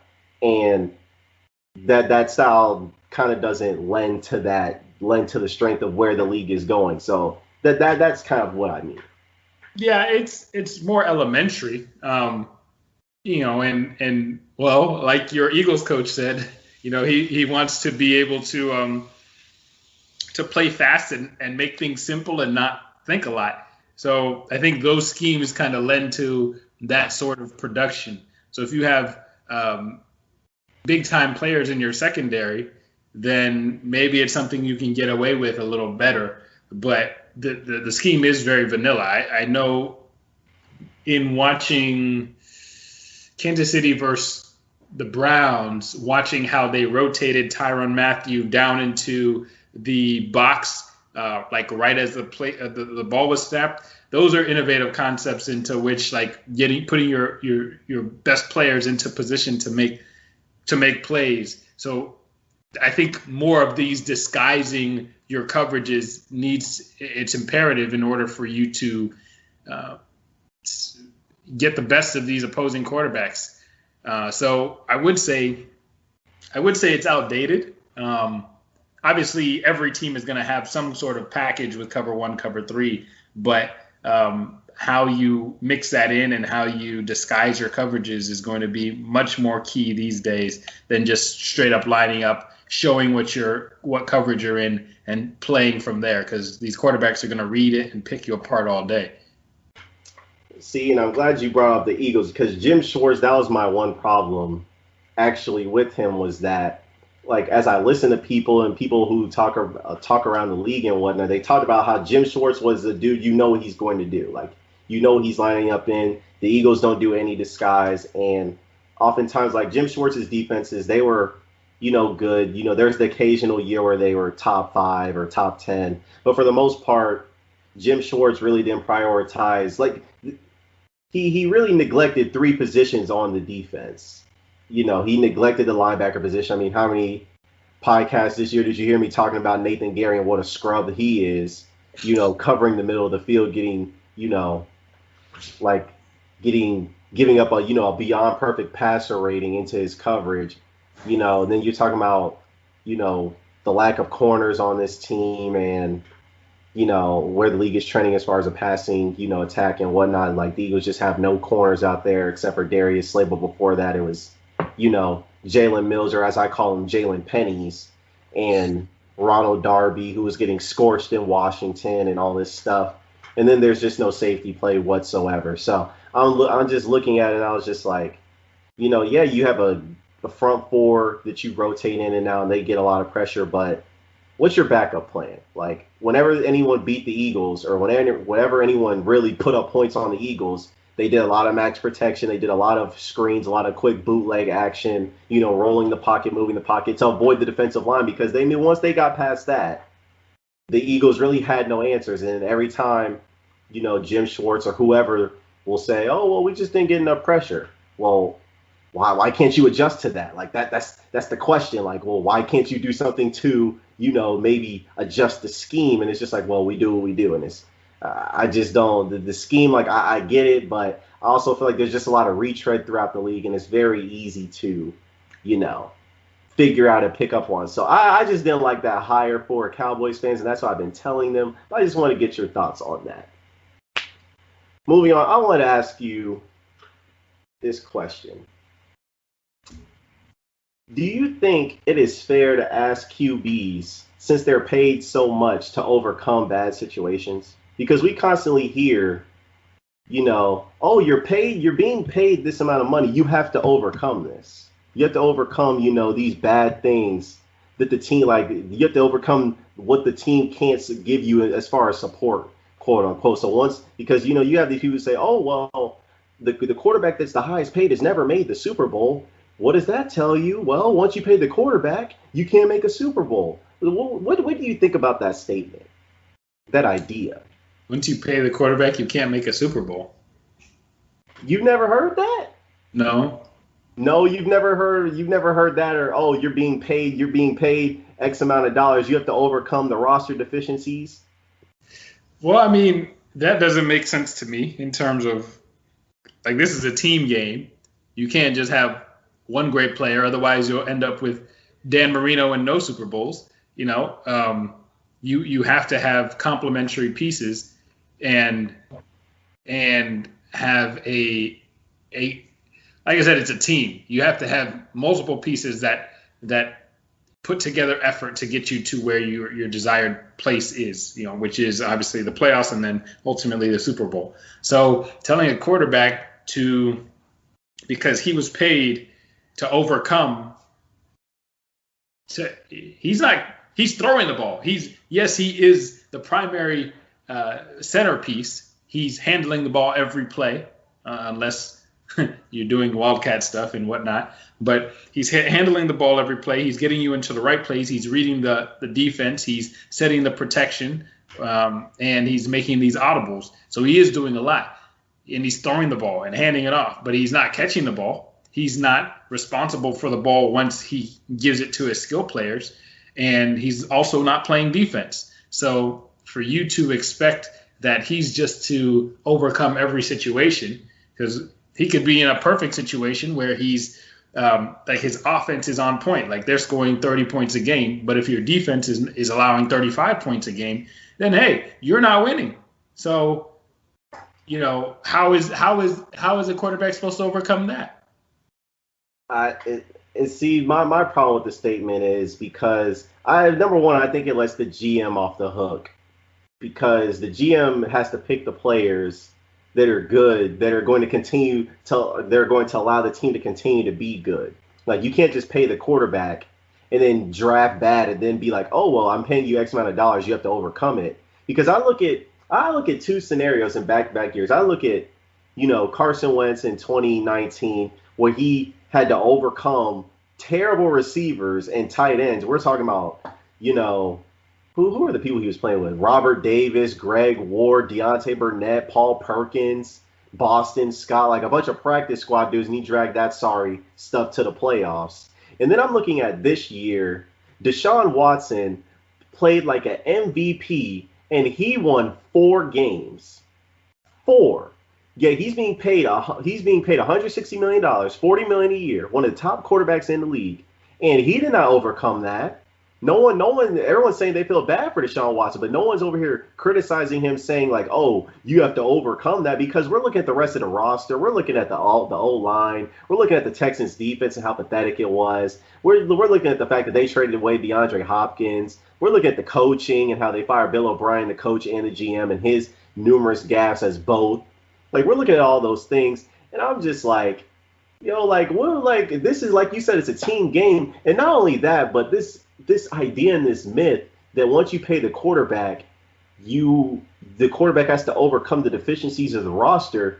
Well, we know it's a quarterback-starved league. Like, there's a limited amount of good quarterbacks. So you're telling me when you get a good quarterback, you're going to let him go? Because we know no one's doing that. Like, you get a Patrick Mahomes, you get a Deshaun Watson, you get an Aaron Rodgers, a Kyler Murray, like, you're not letting those dudes walk out the door. You're paying them.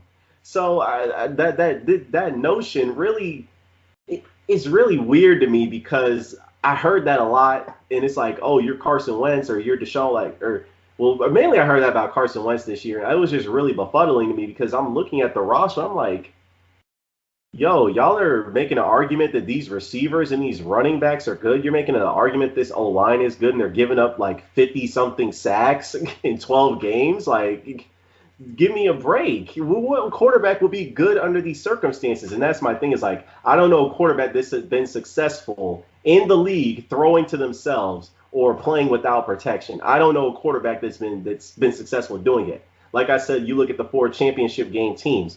Like, I saw some stats somewhere, but you saw that they all had an elite receiver. You all saw that they had top 10 pass blocking O-lines this year.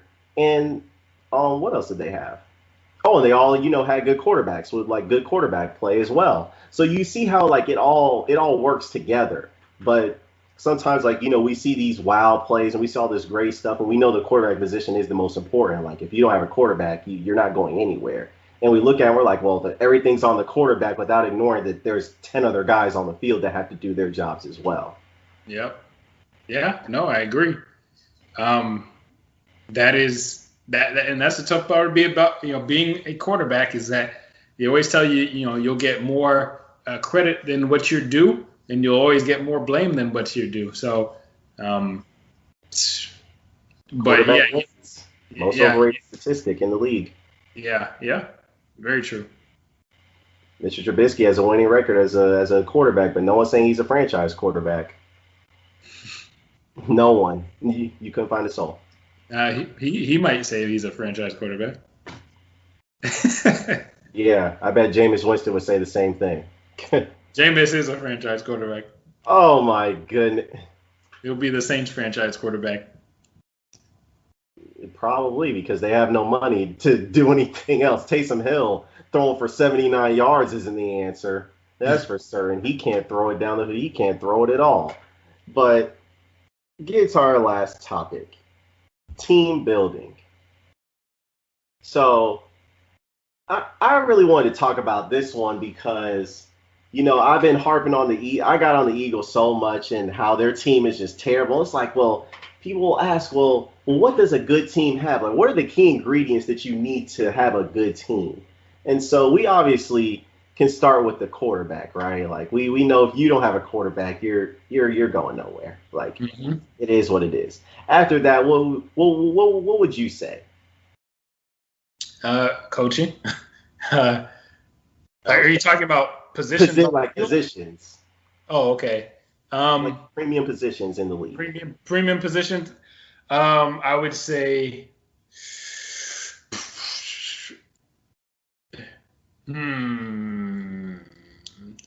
So quarterback, a number one receiver, and that's your second one. Are we going in order? Well, I guess just however you want to phrase it. Number one receiver, I agree with you. And I want to say, because different teams are going to use different schemes. So I would say some type of either edge rusher or like Aaron Donald would count too. But you see what I'm saying? An elite person on the D line that can get after the quarterback, essentially. Correct. So those are the three positions that I would value. Yeah.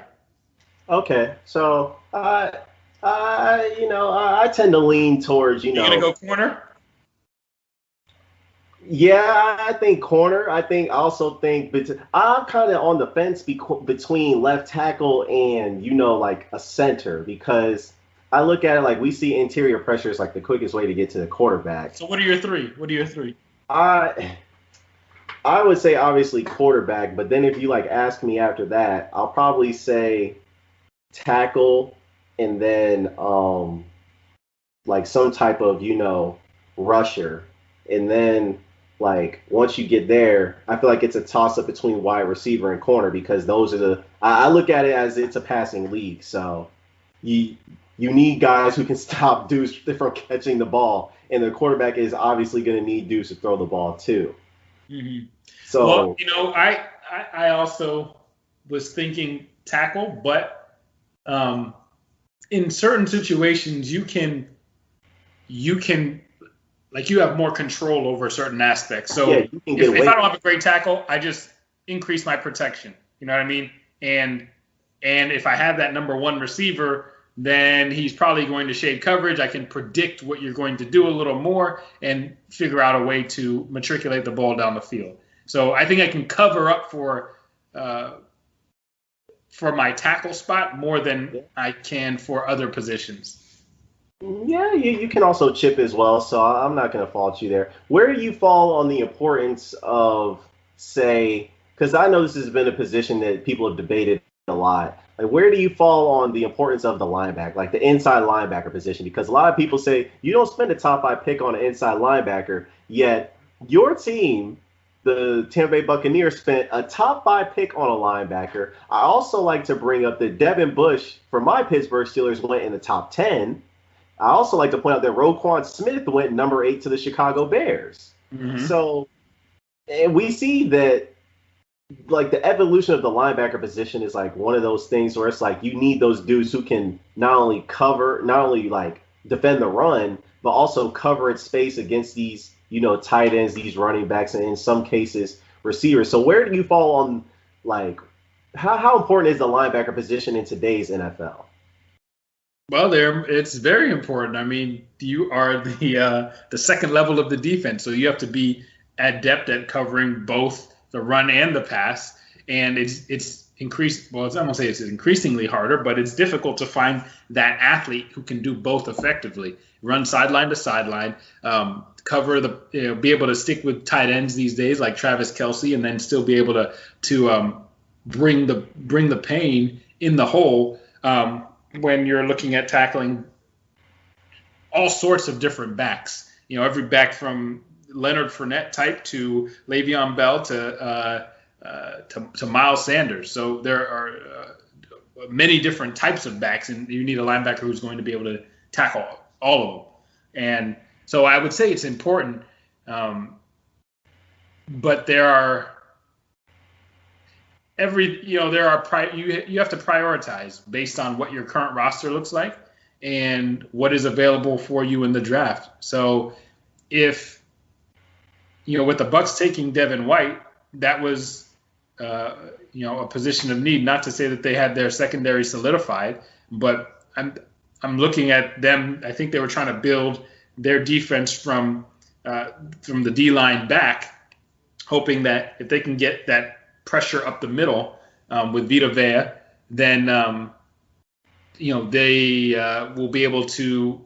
Their secondary doesn't have to cover as long. So, and they're looking at building it through not necessarily first-round draft picks because they hadn't really had success with the first-round draft picks, but with using later-round draft picks to really attack the game by numbers.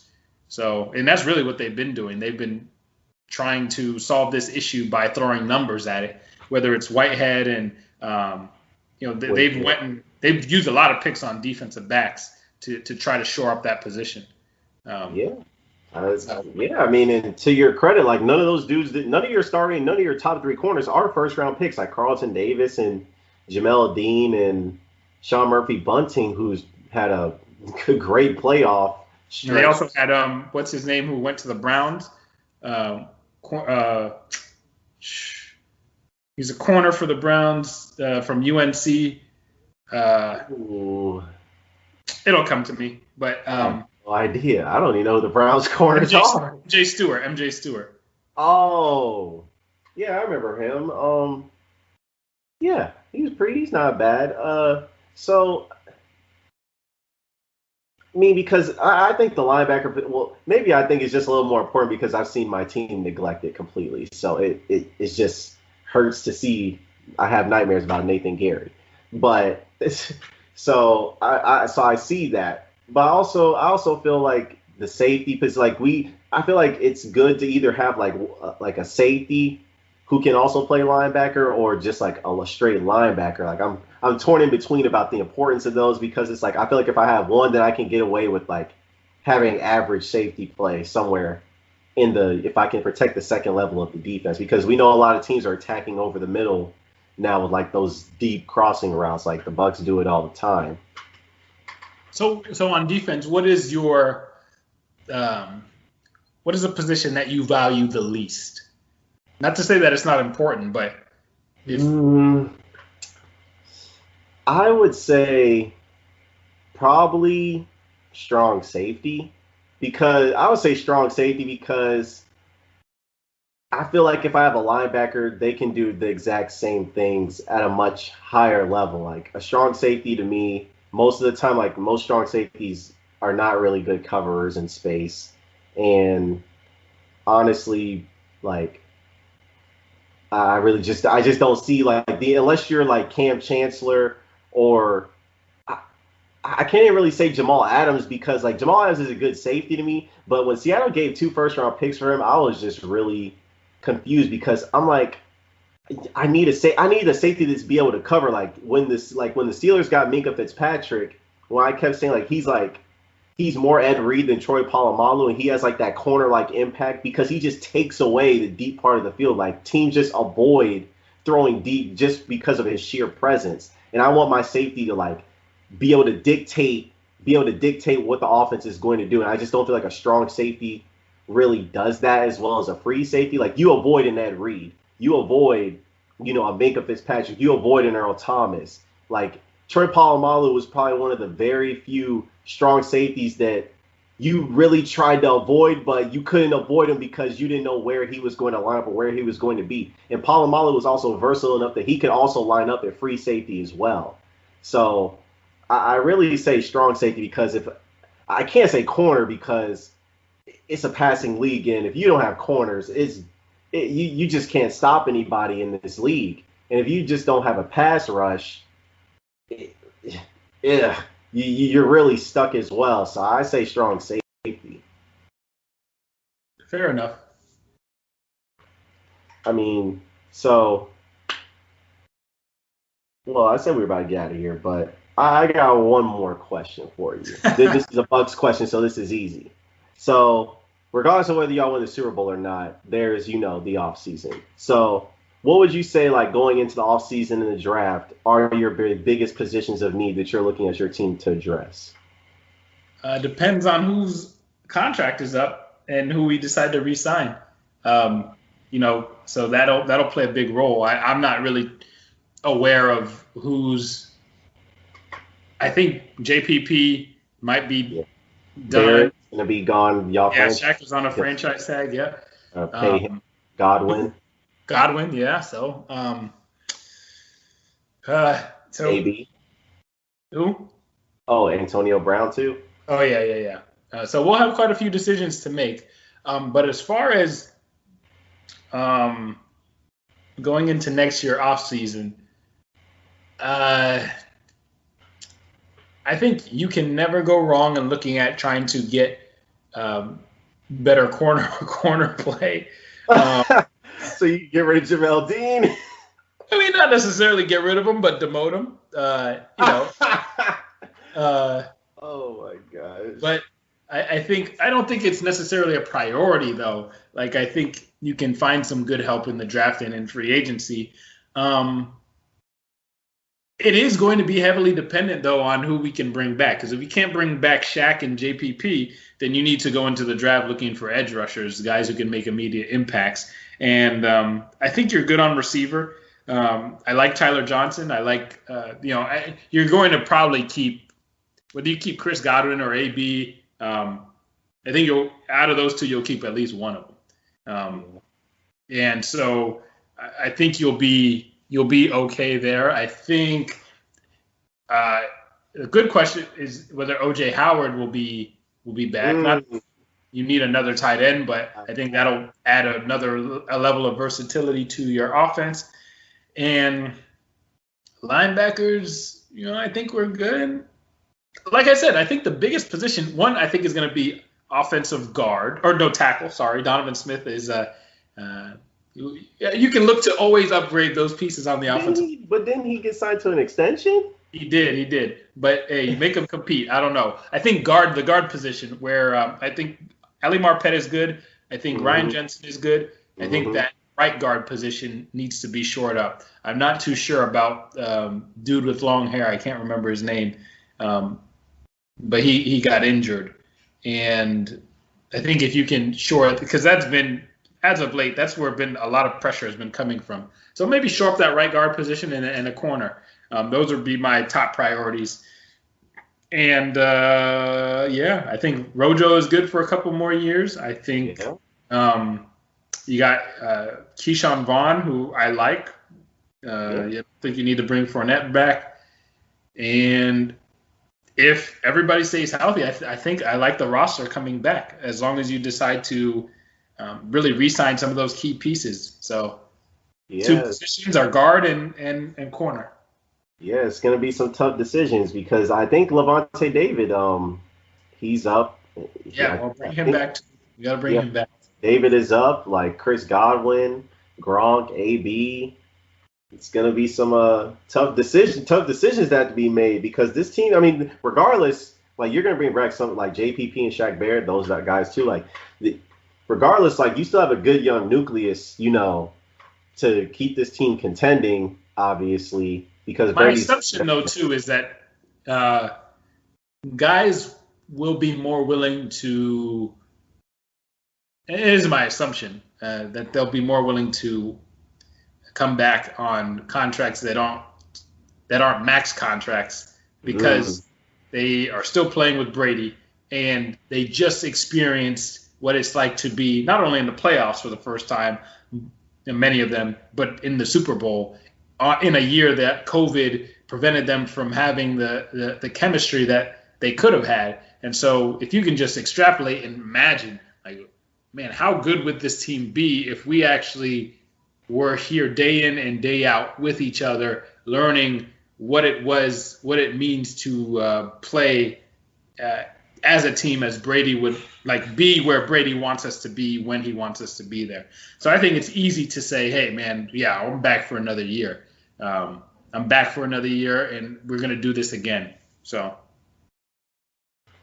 No, I agree with you. I think this team is set up to contend at least for one more year until, Brady potentially walks away or re-signs. Who knows? But I definitely agree with you. So I guess that's where we'll put a pin in it. But this has definitely been, cool conversation to have, and I definitely appreciate you for coming on and dropping, a bunch of knowledge about a bunch of different topics pertaining to this season and what's been going on in the NFL lately. So definitely appreciate you all as well always.